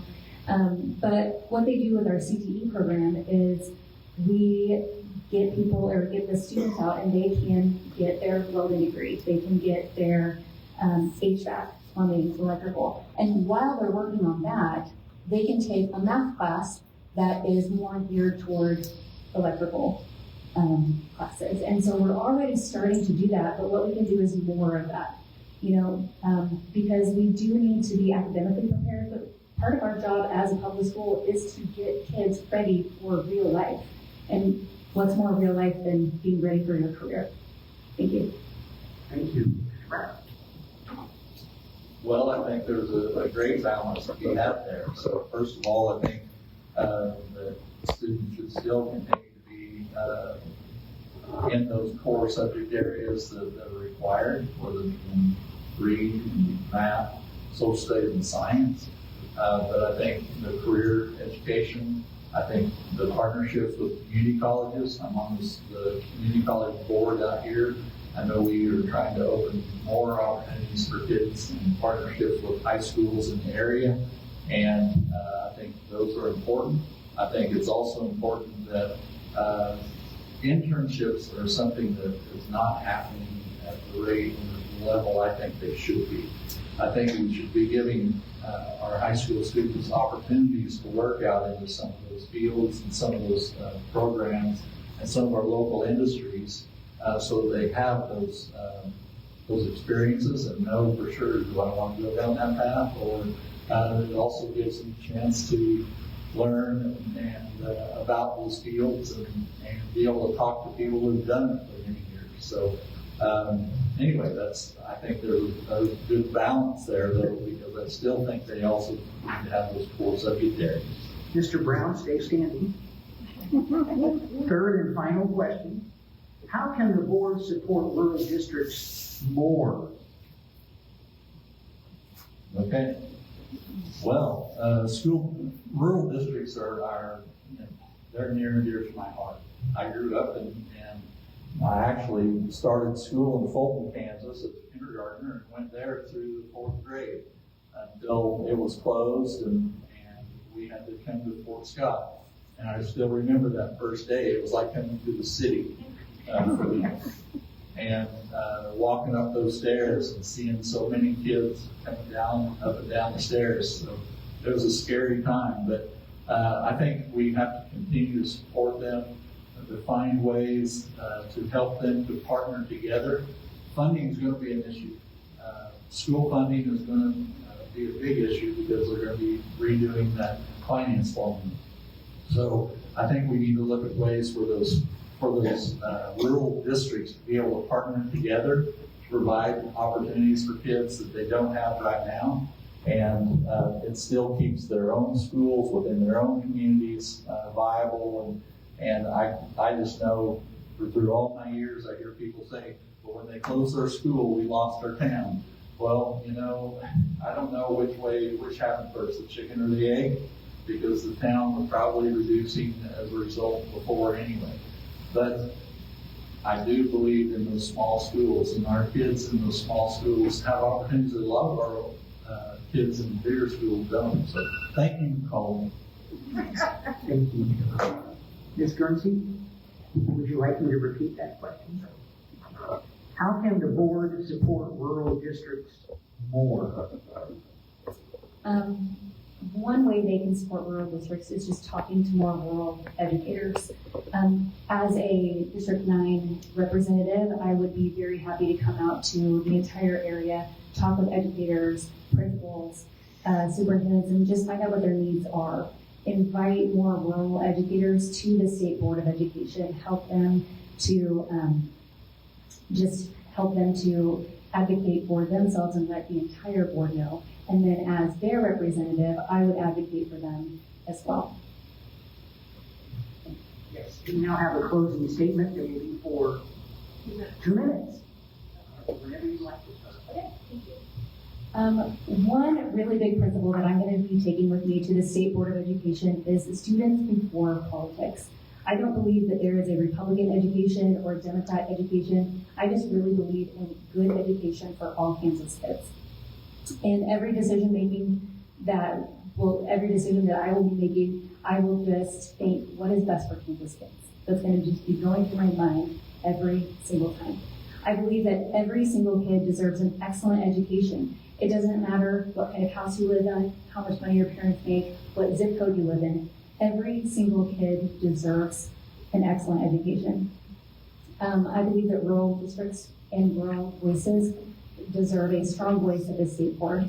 You know that they're the heart of our communities, and we need to make sure that everyone remembers that. I do also believe that we need to respect our teachers and support them however we can do that. And I believe that strong schools are built on a partnership between teachers, parents, and the community. So we need to all work together. I also know that we're not going to always agree on every single issue, and that's okay. But I think what we can agree on is that Kansas kids deserve adults who are willing to work together on their behalf. Thank you.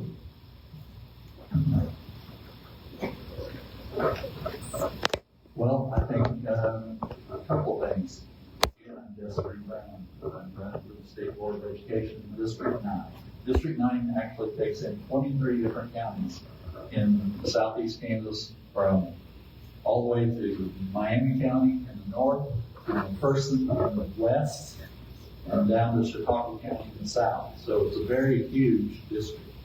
But most of that district is very small and rural, especially in the heart of that district, in the Flintwoods. It's very much sparsely populated. But anyway, I believe in a couple of things. One, and most importantly, I believe in the local control of our schools, and that our local school boards should be making decisions about our kids. The people who live here and know our kids should be the ones making those decisions, not people in the people. That's wrong. And right now we're getting to where every year we have to add 2 or 3 more things that was passed by the legislature or somebody in Topeka, and it takes things away from being able to spend time on the things that are most important, which is reading and math and social studies and science. So that's one of the things that I believe in. I also believe in those providing opportunities for kids to learn, whether that's in career and technical education or whether it's academics. Then we should have high expectations for our kids in those things and in our schools. The third thing is I believe in high quality schools and high quality teachers. The teacher is the most important thing in the classroom for those kids. If you look at any of the research will show you that a high quality teacher, those kids will learn more than a year's worth of progress in a year. We need to continue to do that in every classroom and make that promise to every kid. So thank you. Let's give these candidates a round of applause.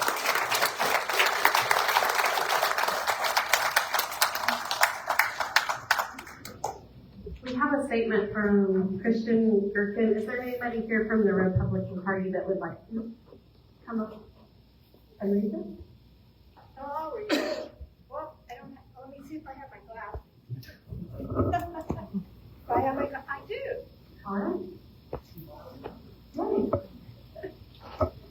Get my readers.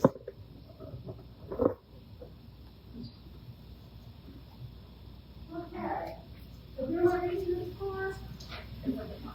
Kristen Kirkland. Okay. Good evening, everyone, and thank you for being here. My name is Kristen Kirkland, and I'm running for state board because this isn't just political to me, it's personal. First and foremost, I'm a child of God. I'm a wife of 20 years, and together my husband and I have 5 children. We currently pastor in Paola and own businesses across the state. I'm a current member of the Paola School Board. I've seen firsthand the challenges of our schools, teachers, and families are facing. And I believe Kansas families deserve a stronger voice in the decisions being made for their children. At the heart of my campaign are 4 simple priorities. First, transparency and accountability. Families have a right to know what is being taught in the classroom, how their tax dollars are being spent, and how decisions are being made. Parents should never feel like they're being kept in the dark. If I'm elected, I will push for open communication, honest leadership, and accountability when results are falling short. Our schools should answer to the families and the communities they serve. Second, parental rights.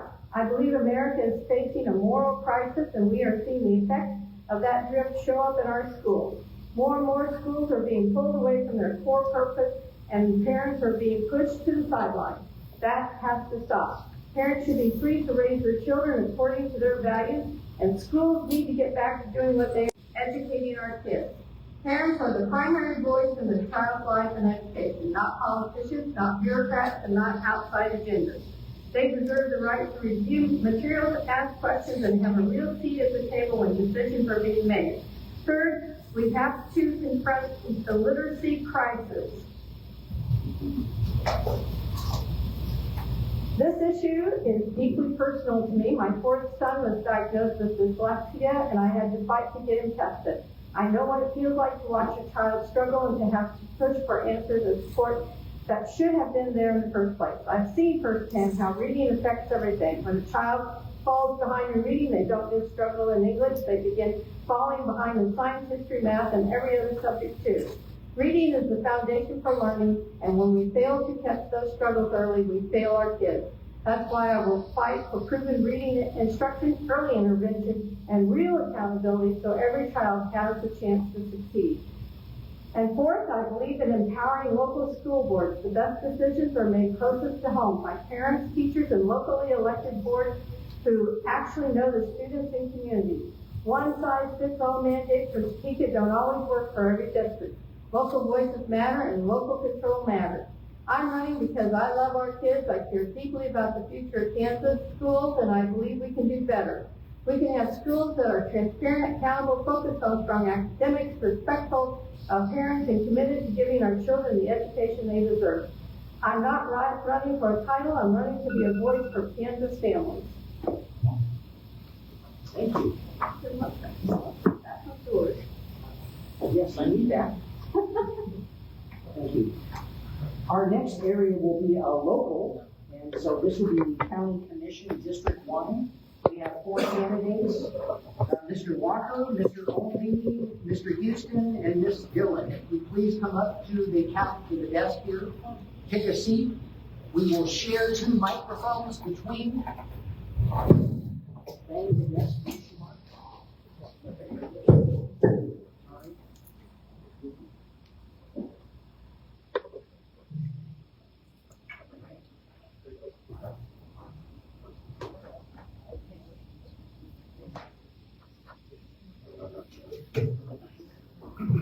Clint, stay standing. We'll have you start off with an opening presentation, opening statement. And timer's ready. Okay. All right. I'm Clint Walker. I grew up in Irish Valley. My family is rooted deep in Bourbon County. We have 5 generations in Bourbon County. 6. That's deep. The first thing I want to talk about is our roads. If we don't have good roads, our ambulance can't get out to get people. This happened personally. My aunt died because the ambulance couldn't get there. She died of a stroke because the road was so bad. That's personal. School buses. If you don't have good roads, you're not going to get your kids safe to school. Sheriff. If you have a problem out there and the road's bad, they're not going to be able to get to you. And last but not least, the mayor. And if your roads are that bad, I don't know about anybody else, I drove you through it every day. So anyway, for the second one. Yes. Actually, okay, wrong one, okay. Thank you very much. I'm Clint Walker. Mr. Houston?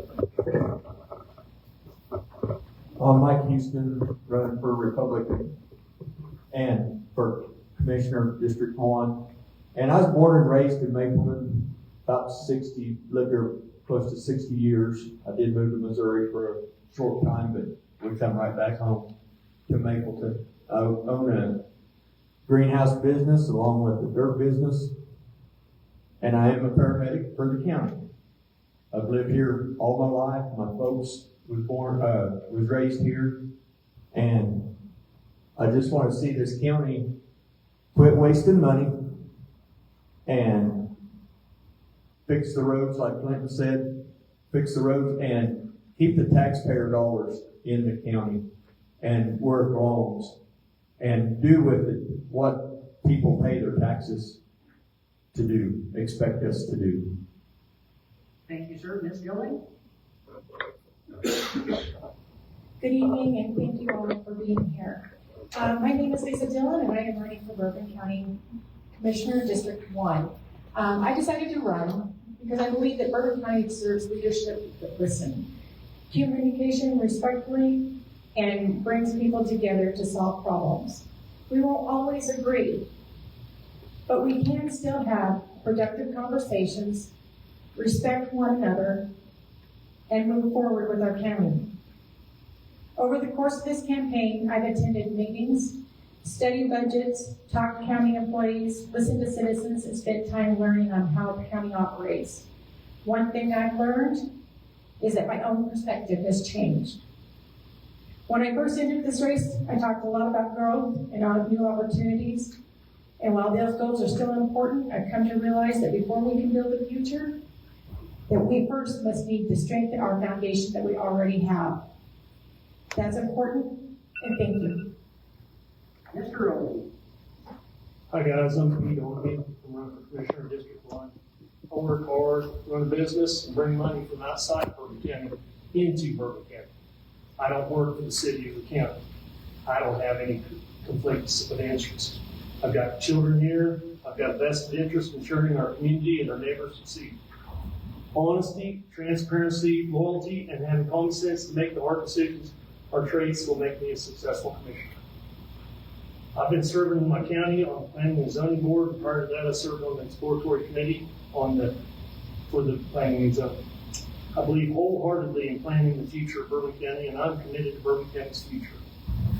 I believe in ensuring Bourbon County keeps the health care we depend on for our families. I believe in limited zoning that holds large-scale industrial projects responsible for safety and their own financial endeavors. China should not get tax breaks off the backs of our citizens. I'll work for the people, I'll ask the hard questions for the people, and I'll stop. Please stay standing. That's fine. First question. What steps would you take to improve transparency and public trust in county government? They had a budget meeting a week or two ago right here in this very room. That was an extremely good thing to do, guys. We need to have 4 of these county budget meetings or commissioner meetings, or just a good meeting here where the commissioners sit up here and have to answer to people. It was a really good thing. I was very impressed with that. Our commissioners stood up there to get answers back. It was a very interesting situation. There's one thing I did. I'm a very thoughtful person. I don't just run off on everything. I have to think this up through. Also, there's several things you can do. Thank you, sir. Ms. Dillon, what steps would you take to improve transparency and public trust in county government? I think that with transparency and public trust, one of the things that you're looking for is that you're wanting everyone to be able to come to you and say, what is it that you want to have heard?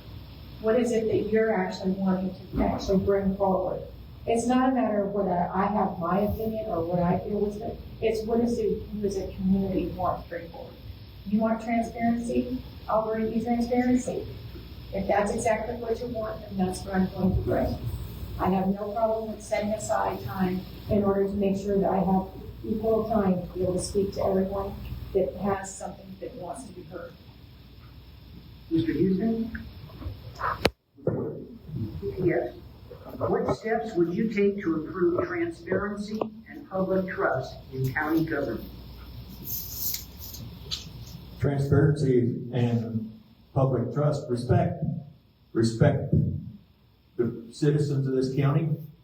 If you respect them, they'll respect you, and the transparency will be there. If they have a question, answer it. Don't put them off. Answer it. Or tell them that I will check into that. Also, if I'm kind of like Pete, I'm not good at just off the cuff. Also, you want to take and get the citizens back to where they can come to a meeting. The previous had meetings in the areas, like Uniontown, Mapleton. They would have a meeting like every 3 months, and they would rotate through the cities, through the local cities, to where they would come to the citizens instead of the citizens having to come to Fort Scott all the time to participate in the meeting. That's another transparency issue. They can ask questions, show them the paperwork, show them it's all tax dollars, it's all public knowledge. So respect, and we'll get you the transparency, I believe, that you're looking for, as well as. Mr. Walker, would you like me to read the question again? Yeah. I'm good. Transparency. I've been going to county commission meetings for a decade, and I've seen changes take place. I know I had an issue out there, I think it was back when they had 3 commissioner days upstairs, and it was a right-of-way issue. Bottom line is they interrupted the meeting, took me over the plat book and showed me that there wasn't one there. Well, I got an answer. Wow. And then you go through gyrations with the new generations of commissioners, and all of a sudden, the agreements talk. We won't take any, have a back and forth. Oh no, we can't do that. If you raise your hand, they have a subject going on, and you raise your hand. Oh no, we're not going to acknowledge you. We have commissioners that don't answer the telephone. We have commissioners that have agendas. They don't respect each other. And we are the laughing. That's 30 seconds. Stop. No. No, this. I still got 30 seconds. But the thing of it is, if you're going to have transparency, you have to have transparency all the way around. I know at this public forum they had here, a gentleman stood up and he said, I put in a request for the sheriff's budget to be get it. And what did the chairman say? I've seen it, honestly, it's out there, but why couldn't he get it? That makes sense to me. Thank you. Please stand. Go for that. Next question. What is your vision for economic growth in Bourbon County over the next 5 years? Number one, we got to stop saying, no, we can't do this, we can't do that. I've seen it over and over. And the second thing is, if we don't do something about this hospital business, we're not going to take and have economic growth. Because business is not going to come in if we don't have a hospital. What they did about that $300,000 that they wanted, that $300,000 was going to be set aside, and then the lawyer they had was going to come back and tell them whether they had to be lawsuit or not to call back their money. And you're talking $2 million, and they only spent $200,000 of it. Plus, they have not lived up to their contract fulfillment. If the lawyer said yes, we were going to go back out, the commissioner was, and say to Freeman, we will go forward as long as you take and pay the $300,000 lawyer fees. Well, that makes sense. If we lose at a hospital, we're not going to get that. And that's just the way it is. So anyway, with that, that's what we think. That's okay. Thank you. Thank you. Mr. Houston, what is your vision for economic growth in Bourbon County over the next 5 years? Healthcare. I agree with Clinton. You got to have healthcare before you can get these big companies to come in here and work with the city of Fort Scott to get them in here. Maybe not on the 5-mile area. The ones that wants to come closer to Fort Scott, work with Fort Scott and let them and get him in here.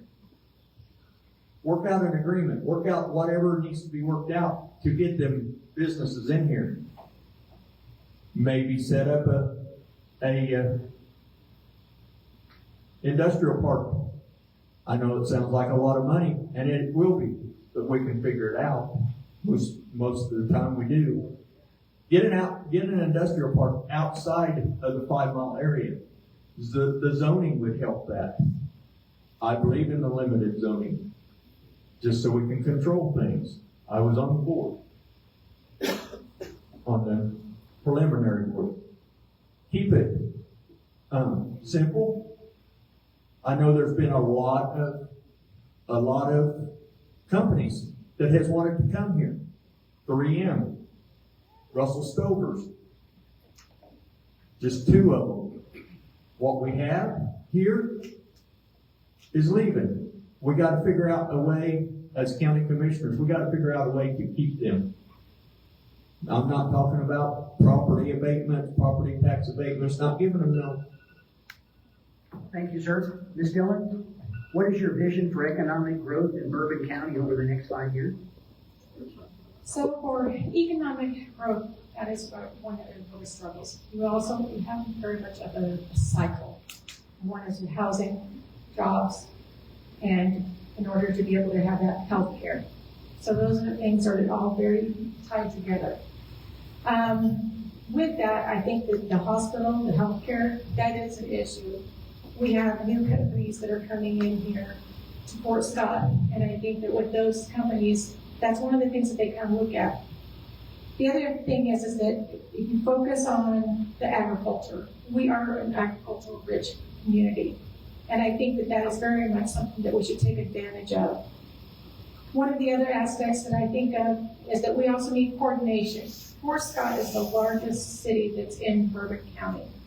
With that coordination, I think it's very helpful that we take and work with not only the city manager, but the city commission as well, so that we can build some of those relationships so that we're not just struggling just on Bourbon County by themselves. I think that Fort Scott has a lot to offer, and it does help for some of the other communities once we can help get Fort Scott where it needs to go and get the other communities to get buy-in as well. Thank you, Mr. Arby. I'd like you to repeat. Economic growth, the county needs to work with the city to bring more businesses in. In my opinion, that involves comprehensive plan and the zoning, limited zoning. The comprehensive plan gives us a bunch more tools to entice other businesses in. It gives every business that comes along all the information about our county to make intelligent decisions to come. The hospital deal definitely needs to be worked on. The people need to come together, all the people on a hospital, the KRI, Legacy, the commissioners, everybody needs to come together at the table and sit around the table, look back and forth at each other and work this out. That's how we fix this. It's not he said, she said, they said. It's everybody get together and get it done. All the parties need to work together. Hey, stay standing, sorry. How should the county strengthen relationships with cities and community organizations? What cities and community organizations are you talking about? The cities within Bourbon County and whatever community organizations that you may think of. How should our counties work together with, how should the county strengthen their relationships with cities and community organizations? Invite them all to come together. Invite them to come in, have a meeting. You have a meeting once a quarter, every half. Everybody needs communication is key to everything, guys. Nobody knows what I'm thinking unless I'm looking you in the eye and I'm talking to you. These phones are the worst thing in the world.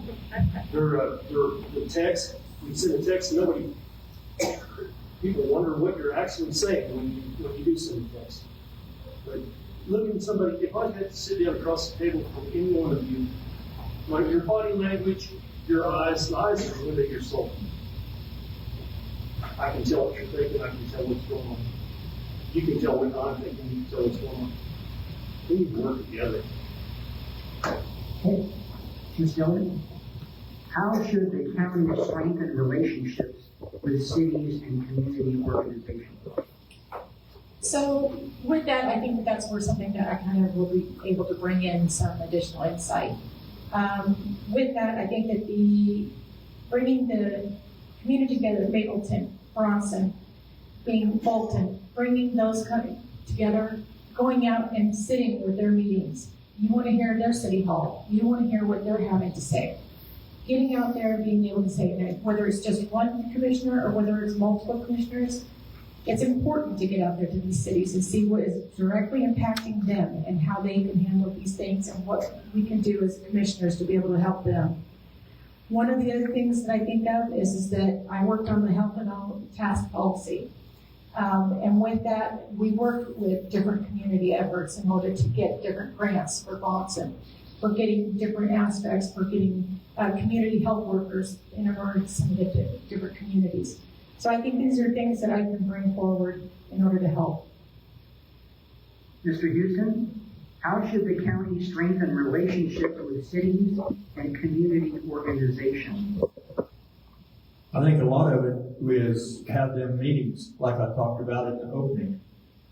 Once a quarter or once a month, whatever. The commission would meet in the local area. Bronson, Uniontown, Mapleton, Fulton. Every place that has even Fort Scott. Fort Scott, invite the city commission, invite the city manager, a representative. Have them come to these meetings as well. Because Bourbon County will get stronger if we all band together. There's no I in team, and we're all a team. We have a lot to deal with individually. And a lot of them has made personal agendas. But we need to get over that, and we need to get everybody back on one page and get their page together and keep everybody informed, communication. Everybody's hitting on about everything everybody else has hit on, but it's the only way to keep it together. And Bourbon County, I've seen it. I've lived here all my life, and it is coming apart at the seams. And we've got to get some people in office, local office, that will help put it back together. Mr. Walker, how should the county strengthen relationships with cities and community organizations? I kind of liked it when Chamber of Commerce has their public forum with the different entities that come in. That's one thing. Number two, the county needs a permanent grant writer. If they don't have a grant writer, they can assist the smaller cities on how to write those grants. They don't do that. I will say the city of Fort Scott does well with that. They just got a big grant to redo Memorial Hall. Bourbon County gets it down the road, and we have a courthouse that's falling apart because every commission I've seen has kicked it down the road. And the other thing about getting out in the county is you need to go out and listen, actually drive it out there. You know, if I'm elected commissioner, I have all the time in the world. I can recruit. I know what the roads look like. When they had the issue of the data farm up there, I actually drove up there 2 or 3 or 4 times just to check and see what that was about. I mean, if you don't get out and you don't take a look at things, you're not going to take and make things better for the cities out there. I mean, the cities will come in and request sometimes, hey, could you do a little overlay for us? Can you do this for us? And we need to listen to them. They pay taxes just like everybody else does. I know my mailman right now comes out there and drops about a foot. But anyway, to work with cities, you have to listen. You have to actually go out and talk to people. Thank you. Stay standing. Where would you invest additional county resources, and where would you seek saving? Oh, county resources, that's easy. Number one, at one time they voted to go out here at Elm Creek Lake and open a rock park. And the county director come out and give great presentation, and they all said, yep, that's it. And then they turned back around and they said, oh no, we can't do that. I got news for you. I live next door, within 5 miles of the rock quarry. It don't bother me whatsoever. We have the land out there to do it. And we're wasting money over and over by not doing that. You know, I mean, Where would you seek savings? seek saving? That's the best. Maintenance. We don't have a county maintenance program for buildings. We don't have a maintenance program for computers, vehicles, the big ticket items. And that's the reason when you turn around, there's all kinds of turn around. I want to do this. I want to do that. I want to do this. If you don't maintain something, it's not going to, per se. Anyway, if you don't maintain anything, it's one of them things. You pay it out or you pay it a lot later. And that's on buildings, and that's also on vehicles, the whole 9 yards. I mean, face it, if you don't have a plan, and they don't have a plan, they don't have a plan for vehicle replacement, I mean, this is some bread and butter stuff. Thank you. Mr. Houston, where would you invest additional county resources and where would you seek savings?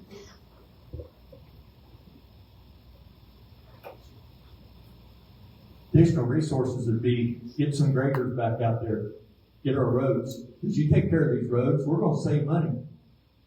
Grade them. There's been roads that I know there's not been a grader on in 2 years up in the northwest part of the county. Get some graders out there, more graders if need be. Get these roads back up in shape. Get the spending back in the county. If we've got people, I agree, we don't always have people to do the job, and we have to seek elsewhere. If there's people in this county already employed to do the job, let them do the job. I think everybody knows what I'm talking about. And third, listen to the people. Get their opinions on things. They might have some type of a savings. Hey, let's do this. Let's try this. And maintenance. Again, maintenance. Have a replacement plan for vehicles. Have a replacement plan for the dump trucks. Have a maintenance program, a PM, preventive maintenance. When I worked at B&D, we did a lot of preventive maintenance on them trucks. And Ms. Dillon?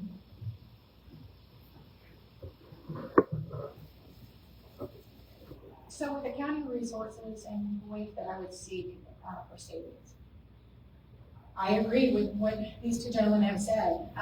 Having a plan, having a maintenance plan, being able to develop that is something that's critical, I think, whenever you look at anything. You buy a car, you have a maintenance plan. You change your oil every so often.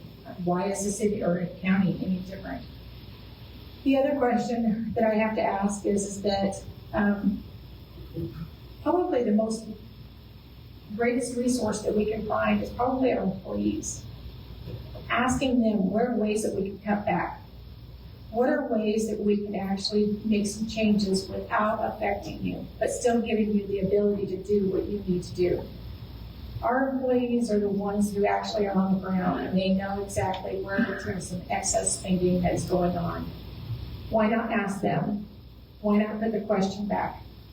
I'm not going to say that I have the answers to it, because I don't. But I know that I will look and find. I know that I'll search for something. But I know that the best and ultimate answer will come back from our employees. Mr. Roby? Savings for the county. Guys, don't be short on this. Without being in there, you don't, it's one of those deals you've got to be there to know what's going on. But I say line by line on the budget. Check everything line by line. That's what they're doing now. You need to really ask the hard questions. It's not much fun. You've got to ask the hard questions. Maintenance is a good thing, yes. Yeah, there's a lot of stuff that you need to do your grease, you need to change your oil, you need to change air filters, you need to take care of everything like it's yours. The county employees need to treat it. If you if you have a piece of equipment, you take care of it a little bit better if it's yours. If your name's signed on the title, you can have a lot. You got a vested interest. So try to talk your employees into treating it like it's theirs. Use common sense. Every one of the commissioners needs to spend the time to go to every department, whether it's in the county courthouse, whether it's out in the roads and parks and bridges, wherever. Every county commissioner needs to go there at separate times and talk to people, communicate, Okay, good thing. This is a two-part question for each one of you. So the first question is zoning, complete or partial? Limited. Okay, limited. Ms. Dillon, complete, partial, or limited? Zoning. I mean, partial. Okay. Limited. I think zoning needs to be voted on by the voters instead of, you look at the makeup of our county right now, those can be against. Okay, that wasn't one of the three choices, but okay. Next one is a yes or a no. Solar panels, yes or no? Clint? I think solar panels would be fine. Mr. Houston? Yes or no? Yes. Ms. Dillon? No. Mr. Olden? But it's going to take more than yes or no for me. Okay, how about? I don't believe we should limit them, but they should have to come through the planning and zoning committee and make things right. Okay. All right. I don't think it's not a yes or no. Okay. Wild card question. Ladies first.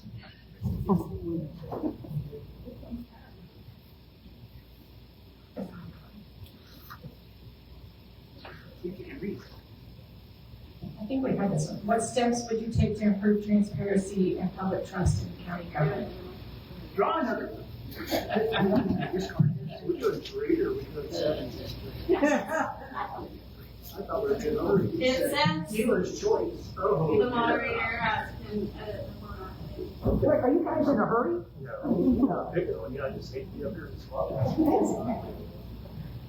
What is the biggest challenge currently facing Bourbon County, and what specific action would you take to address it?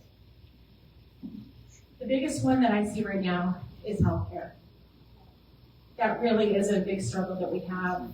In order to try to address it, I think it's something that not only we as Bourbon County can address, but I think we have to look at it as a region. There's a lot of different opportunities that are out there, and I think that by addressing the healthcare, we can look at some different alternatives that might be beneficial for not only the city, the county, but also as a community here in Bourbon County. What kind of action is it? No. No?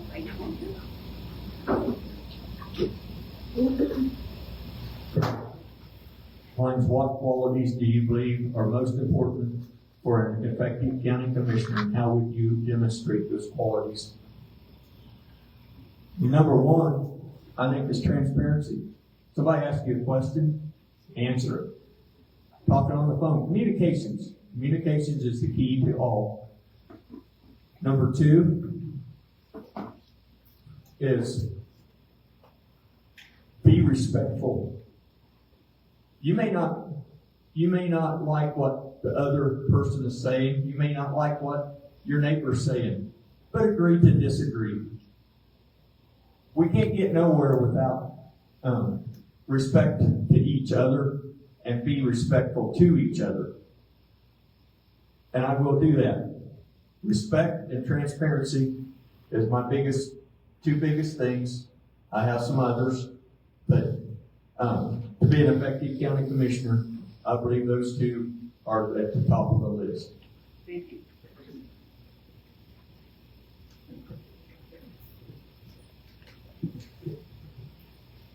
How can the county better support housing, workforce development, and business recruitment? I'm going to say the business recruitment comprehensive plan, I think, will help a lot with that. Because of a very short little deal there. The workforce development, we're helping the college out here with a lot of training we're doing. And the storage program up in Pleasanton helps a lot, and we're also, college is also involved in that.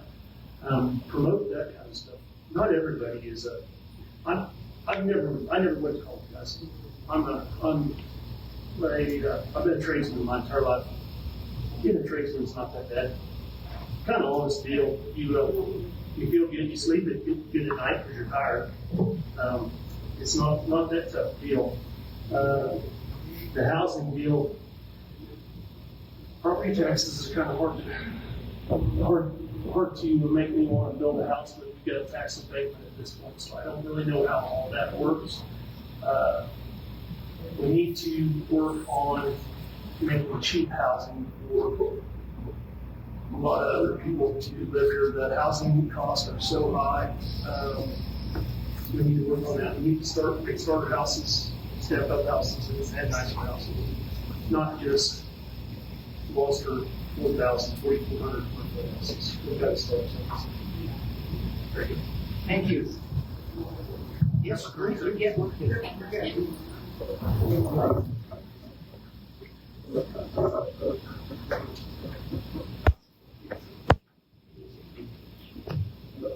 Number one, the question is, with rising costs, where would you invest additional county resources? Where would you look for savings? Number one, maintenance. Number two, when you talk about grants and FEMA, and it's not been mentioned, but I will mention FEMA. A county commissioner was a road boss or public works director. He did not apply for FEMA money. The new one came in, and I whispered in his ear and said, hey, if you go up down there to Lynn County, the public works director to give you a lesson. He got $1.5 million. 2 years later, the window hadn't closed for 3 years. So we got $600,000 for money. And then when it was all said and done, how to do that? Resources, invest. It's our money going to the Fed, so why shouldn't we get it back? In the state, we get it back in grants. Additional resources would I be looking for? Number one is maintenance. We are killing ourselves with maintenance. Does anybody know what a diesel mechanic costs? I took and ran my life and worked on cars from the age of 14 to where I am now. In the military, I was nuclear, biological, chemical. We had to maintain vehicles that were 20 years old, 30 years old. And let me tell you something, my team got ready to go out the gate. We didn't have any vehicles left behind because we maintained it. And that maintenance is the key. I mean, we can't do right now. People talking about the road's not taken to be in low. Well, guess what? They got like 5 or 6. Thank you. Closing statement, Clint. All right. My closing statement. I'll start with number one. I came back in 2000 to take care of my folks. And I've been here ever since. I grew up here. I went to a one-room schoolhouse. They consolidated. They sent me to Mapleton. It was like one big city when I went to Mapleton. And then they sent me to Uniontown and graduated. I got a quality education. I'm an upper middle person. And I did 4 years in recruiting. And that's what you're looking for in the upper side when you're recruiting somebody. You want somebody at least to be able to spell Bob backwards. I'm good. So anyway, after it's all said and done, on this hospital issue, we don't enforce contracts. So why would Solar and Wind Farm want to live up to their contracts? We set the standard right there. If we're not going to enforce it, why should anybody else? All right. Last but not least, and this is important to me, we talk about zoning. And I think I went through all the meetings on the zoning and planning and all that stuff. There's not one person that sat on that board that was against anything out there. They were all against it. And the bottom line is, when they went out to Uniontown, anybody that was against solar, not one person got up and said anything at that meeting that they knew they'd be lynched. And that's a fact. And they turned around, and the bottom line is, he's talking about abatement. We had a governor that gave a 10-year abatement to solar. In Bates County, they're getting ready to put a new solar in over there. You know what they're getting taxes? $1.4 million a year. What are we going to get? About $300,000. So, Bates is really going stuff like that. With that being said, thank you. I'm Bud Walker, and I'll be seeing you on the campaign trail. Thank you. Mr. Houston. Again, my name's Mike Houston, running for District 1, Commissioner from Mapleton. And I just want to see this county thrive. I want to see the citizens in this county thrive. And we're going to have to change some things, the way we're doing business, the way that the county's doing business at this time. We're going to have to get with these, get the zoning and get it in here as a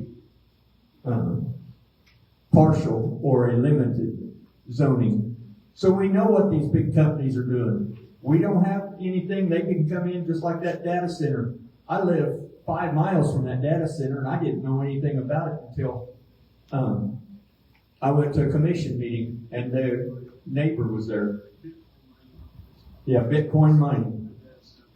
Bitcoin mining, sorry, I was confused. Thanks, Pete. But Bitcoin mining, I didn't know anything about it. If we'd had zoning, everyone would have known about it. If we had, that way we can keep track of the solar panels. When I answered yes, that was with zoning in mind.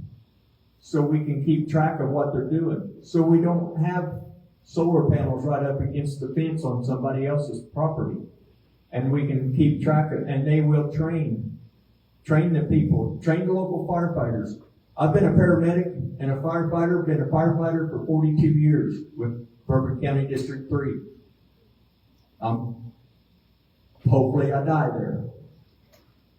So, been there. I've been a paramedic for over 20 years, been involved with EMS for since 1996. So 31 years. So we've been around the block. I drove about every road in this county and see a lot of issues. You're still in? Over the past several months of this campaign has been a learning experience for me. As I entered the race, I had ideas of where I thought Bourbon County needed to go. I was determined that Bourbon County needed to be rebranded. I was determined that Bourbon County also needed to be more at the forefront at the state legislative level. And then I realized something. After listening to citizens and after listening to some of the different leaders that throughout the towns and communities, I've noticed that we have to go back to the foundation. We have to go back to the very beginning in order to rebuild, because you can't build on something if you don't have a stable foundation. Our foundation has been crumbling from what I've seen thus far and what I've learned throughout this campaign. So my objective, if I am elected, is to be able to go through and start that foundation. We need to start growing into that foundation, creating that strong build so that when we can get back up to the state government and say, look, Bourbon County, we're ready. We're ready to build, we're ready to move forward, and we're ready for the next season. Thank you, Mr. Only. I'm going to be short and sweet on this too. Communication. Communication is key to any positive relationship. My wife taught me that. It's a good thing she taught me that, because it was very well needed. It was a good lesson I learned. I've lived in this county most of my life. We're fighting amongst ourselves. We're not fighting because we got different views. We're fighting because lack of communication. We all need to communicate. We need to stop and listen. And look at things through the other people's eyes instead of just ours. We're not always all correct. If you look at people's their side of it, you may change your mind. Guys, we've got to work together. We've got to slow down and make decisions with common sense. We should talk to each other with respect at all times.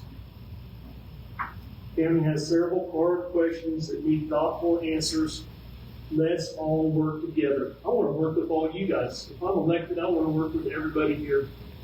I want to talk to everybody. I want to be the guy that, hey, let's call him, because he'll answer the phone. He'll talk to us, and he'll actually do something. We've got hard questions. Let's just work through it together instead of driving wedges in between each other. Let's give them a round of applause, folks.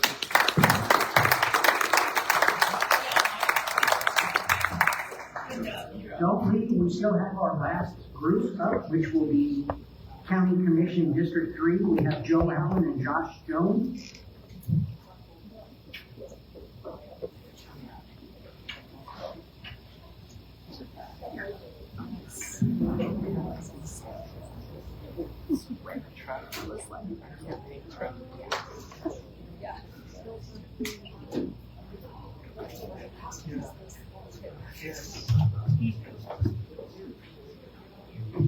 Joe and I talked before, we talked about just arm wrestling, so we can finish it off and move your arm.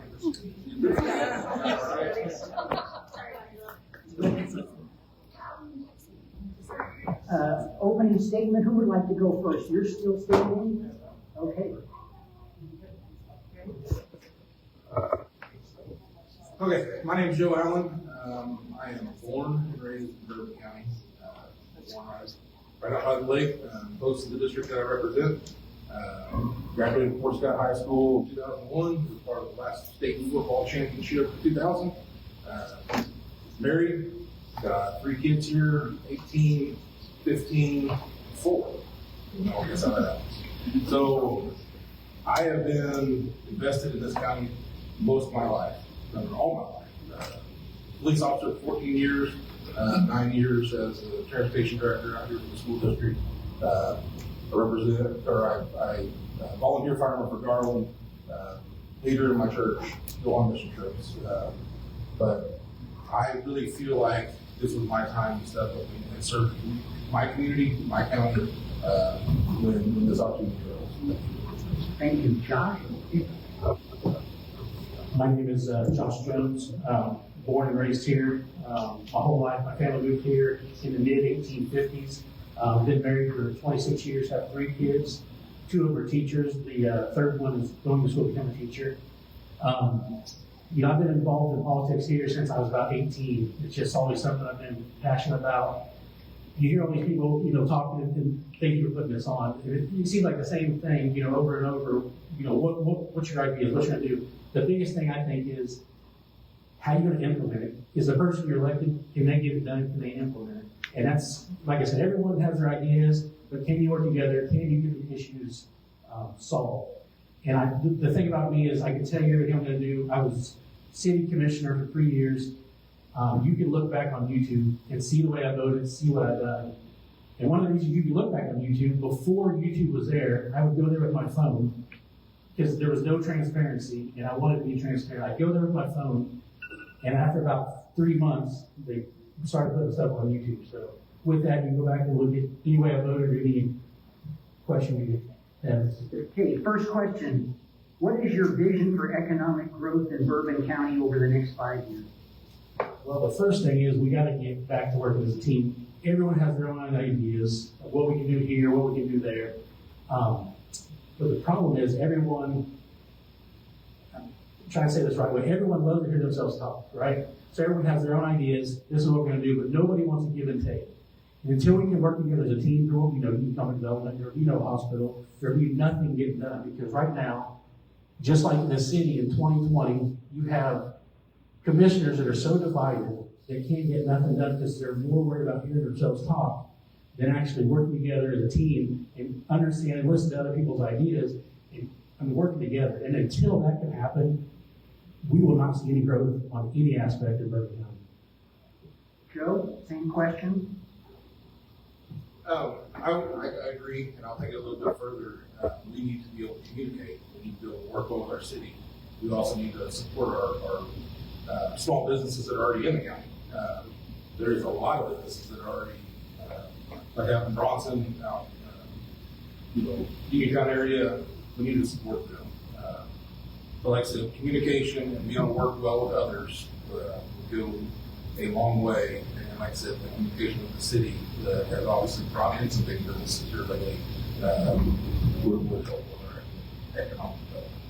Stay right there. County roads and bridges are one of the county's largest responsibilities. What approach would you take to balancing maintenance, long-term planning, and limited taxpayer dollars? So we know that the Public Works is one of the largest budgets we have in our county. I have been working with Public Works now for the last 5 or 6 months, learning what they do on a daily basis and how they do it. A lot of it is the equipment, the outdated equipment, and trying to make sure that we get them on the road in a timely manner. We've gotten personnel to run them. It's just like the mowers have been down this summer, so I've had a lot of complaints about mowing not getting done. They work hard to get that maintenance done in a cost-effective manner. Like I said, they have a very good plan right now on how they're doing the roads. Just have to get them done. Are the mowers still down? No, they've got 2 of them going now. We're decide on those. Thank you, Josh. County roads and bridges are one of the county's largest responsibilities. What approach would you take to balancing maintenance, long-term planning, and limited taxpayer dollars? Well, being a small business owner, the first thing is the plan. Right now, we have equipment, but we have no equipment list. We have no depreciation list. We don't know if we've had a road grader 10 years, 3 years. We had this at the city. I remember one of the directors came wanting to buy a mower, and we talked about, well, don't you have a mower over here? Well, this department's over here. There was no sharing between that. Come to find out, we had a brand new mower that was never even used ever. And we're out trying to buy another motor because there's no depreciation list, there's no list of equipment. Until we get that, that's the number one to start saving taxpayers money is, we're out buying equipment, but we don't know how many hours it has, what's the maintenance plan on it. In the city, one thing at the city, when we had this same issue, we utilized the county, city working together on roads. And we saved a lot of money, a lot of taxpayers' money. And that's the same thing I would do at the county. We have a small county relative, and we have the city and the county both, buying new equipment. We shared, and when we had that relationship with the city and county, there was a lot of money saved because we would share equipment. You might use equipment 1 week out of the year, and we'd go buy a new one. But what we did was we were able to build that relationship, and we would utilize each other's stuff, and we saved a lot of money, and that's how we would do it at the county. Okay, what principles would guide you when deciding between reducing spending, increasing revenue, or postponing a project? What principles would guide you when deciding between reducing spending or increasing revenue or postponing projects? Yeah, so I deal with this every day. Being a small business owner, this is something that every day you have to deal with. You increase your prices, you cut here. And so that's the same approach I would take to the city. I am a big believer that the county can be ran as a business. And people are like, well, what about the things that doesn't produce money? Well, as long as you realize who the bosses is, and we forget of that, the citizens are the bosses. So not everything has a dollar intrinsic value. Does it benefit your bosses, which is the citizen? You take that into thought on everything you do. And as long as you remember, and I'll repeat this over and over and over, it seems like politicians, we're your friends, we're your running. That's one thing I've always tried to do, whether I'm running or not, is stay involved in the community and realize who controls the citizens. We're all politicians, we're all citizens too, and you guys all got to realize you guys control this. And that's what I would do. I think it's big our departments really need to sit down and look at what is a need and what is a want. And when they bring the budgets to us and the projects to us and what is needed in this county and what is a want. I was approached not too long ago, and I mentioned in one of the meetings, that we just need to get back to the basics. And our county right now, we've got stuff going every which way, and the basics are our roads, our infrastructure. Housing is a big issue that we need to worry about. And like I said, that'll be my challenge to each one of the department heads is figure out what is their need and what is their want and what helps them. Okay, next question. I asked the same question in the previous vote. Where would you invest additional county resources and where would you seek savings?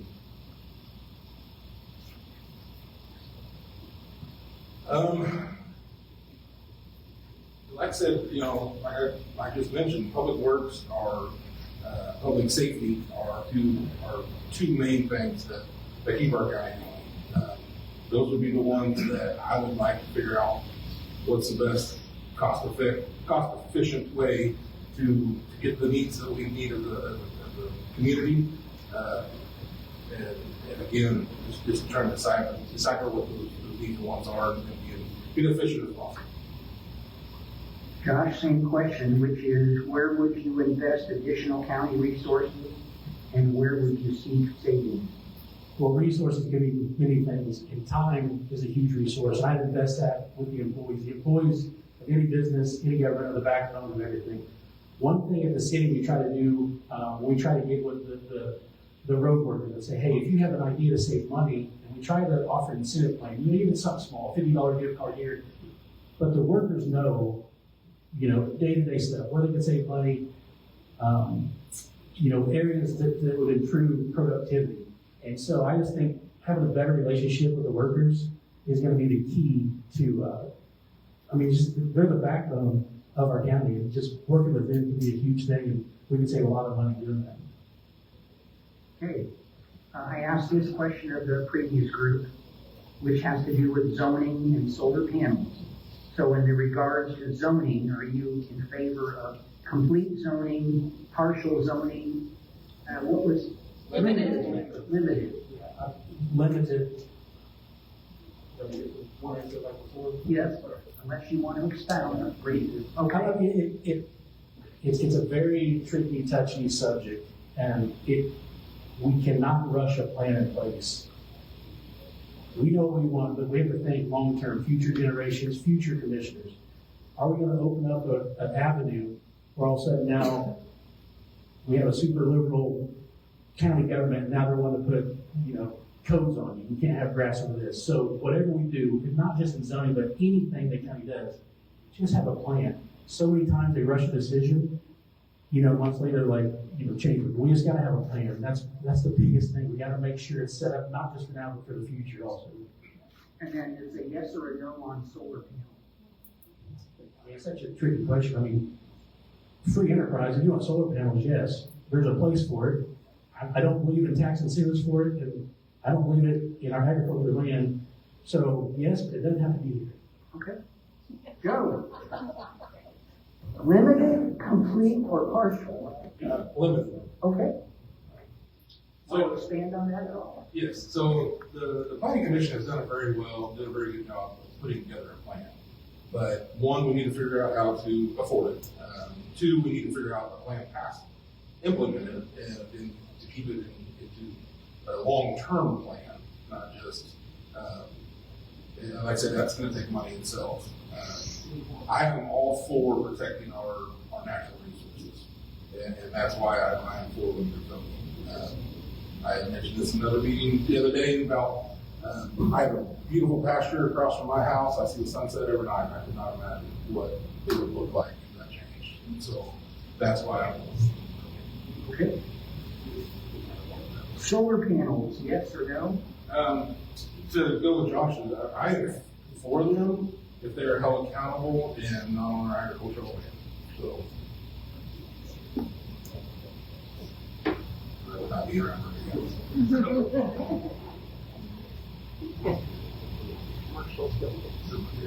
Could you repeat that? You said it could be. It could be on a commercial building. Everybody hear that? No, it could be on a commercial building.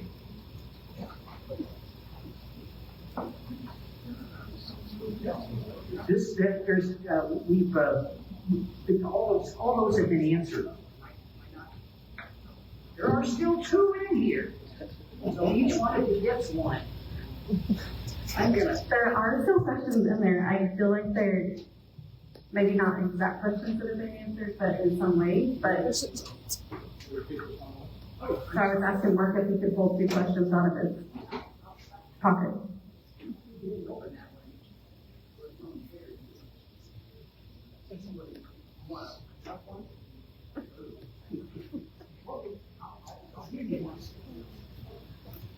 Joe, go ahead. The first, all right. How should the county strengthen relationships with the city of Fort Scott, other communities, schools, and local organizations? Well, me personally, working for the city of Fort Scott for 14 years, I still have a lot of contacts there, still talk to them daily. I work for the school district here, and I actually work hand in hand with Union Mountain School District 2 in the transportation department whenever they have elections. I was in Gerard at the juvenile intake meeting the other day, meeting other commissioners. I've been there a couple times now. They had actually mentioned that there has not been a commissioner there for the last 8 years. So I've actively tried to communicate and be visible and just be approachable in that aspect. Mine says, should Commissioner Beerbauer answer Kevin's phone? No. No. What is your vision for economic growth in Bourbon County over the next 5 years? Once again, it all goes back to the teamwork and working with, we've had silos at commission levels with the city, with the county. I think I can bring in a different aspect, being a small business owner. I've sat in some of those meetings. We've done, we have $1 million budgets that we've worked with. And I think having the understanding of business is number one thing. And I'm not the smartest person in the room, and I think that's one of the biggest things. Egos have always killed economic development in Bourbon County. When I was a city commissioner, there were county commissioners that just had the biggest egos, and it was just impossible because they wanted all the glory, they wanted all this. So until we come back to the team, that is probably the number one problem with our county right now. And until we can work as a team, we won't have much growth. Thank you. Gentlemen, let's give them a round of applause. All right, closing statements, how about that? Yeah. Pardon me. In an effort to remove me from this event, Josh, would you like to? Yeah, once again, appreciate all this, been to a few of these. And like I said before, you hear all these ideas, all these things, but I feel like where I benefit is my experience as a city commissioner. I felt like in 2020 is about like where the county is now. You had a split commission. You had very vocal and powerful commissioners on one side. I believe I can help curve that and make everyone work as a team. And once again, you can go back through YouTube, you can go back and look through articles of how I did as a city commissioner. So I feel like that's unique. You're not the only one. You can go back and look. If you think I did a good job, vote for me. And if not, vote for Joe. I'm going to read a statement that I had sent out to the other commissioners individually, but it's going to be very redacted because it's very long, and I only have 2 minutes. So, as well as you guys know, born and raised here, worked here all my life. When Bourbon County went from 3 to 5 district, the opportunity arose for me to get involved as the district was my district was left unrepresented. I spent several days praying and talking to others about this, and many I spoke to called me crazy and believed about the stuff that is currently going on with our local commission. As concerning as some of these conversations where I still felt compelled to get involved. What were my plans and goals to take this position? Simply was to listen, learn, and use common sense and be a steward of our tax money and just be a good leader. I've spent many meetings listening to the citizens of Bourbon County, vendors, employees, elected officials, and my fellow commissioners as they deserve my direct attention. I have listened to concerns, proposals, and some offering solutions to issues that this county is facing. We have been involved in some tough decisions along the way, with many more to come. I feel like I have taken the time to understand and research everything that was involved with making a good decision. Conflict has been a huge issue within our local government county. My early time in this position stepping in, it has become very clear that there is a lot of division, disagreement, and downright hate for others that continues to bring our county down. I have been asked several times by the citizens, and even by a commissioner, what side or team I was on. It's a simple question or answer from me, and that is Bourbon County. Our current mindset needs to shift, concentrate on what we can do for others. How can we move forward in a positive manner? How can we love and respect others who we don't completely agree with? How can we serve others? I strongly believe God has a plan for me and continue to serve others, and that is actually why I'm here. Local politics don't have to center around one individual's personal agenda or mindset. This is a commission of 5. We work alongside all elected officials, and we work with all employees. We work with all citizens of Horton County with all different views, experiences, education, and goals. Leadership, I have one sentence left. Leadership is not a title or position, it is a set of mindsets and behaviors that align people in collective direction that can accomplish goals that one person can't do alone. Thank you. Give them a round of applause. On behalf of the Fort Scott Area Chamber of Commerce, let's recognize all the hard work that Lindsay and the volunteers have done. The Chamber of Commerce works hard behind the scenes every day to support the city, the county, the commissions of both the cities here. Thank them when you see them. Thank you for being here tonight. Be safe. We appreciate you being here. Let's give the Chamber of Commerce a round of applause. Thank you. Have a good evening. Drive carefully.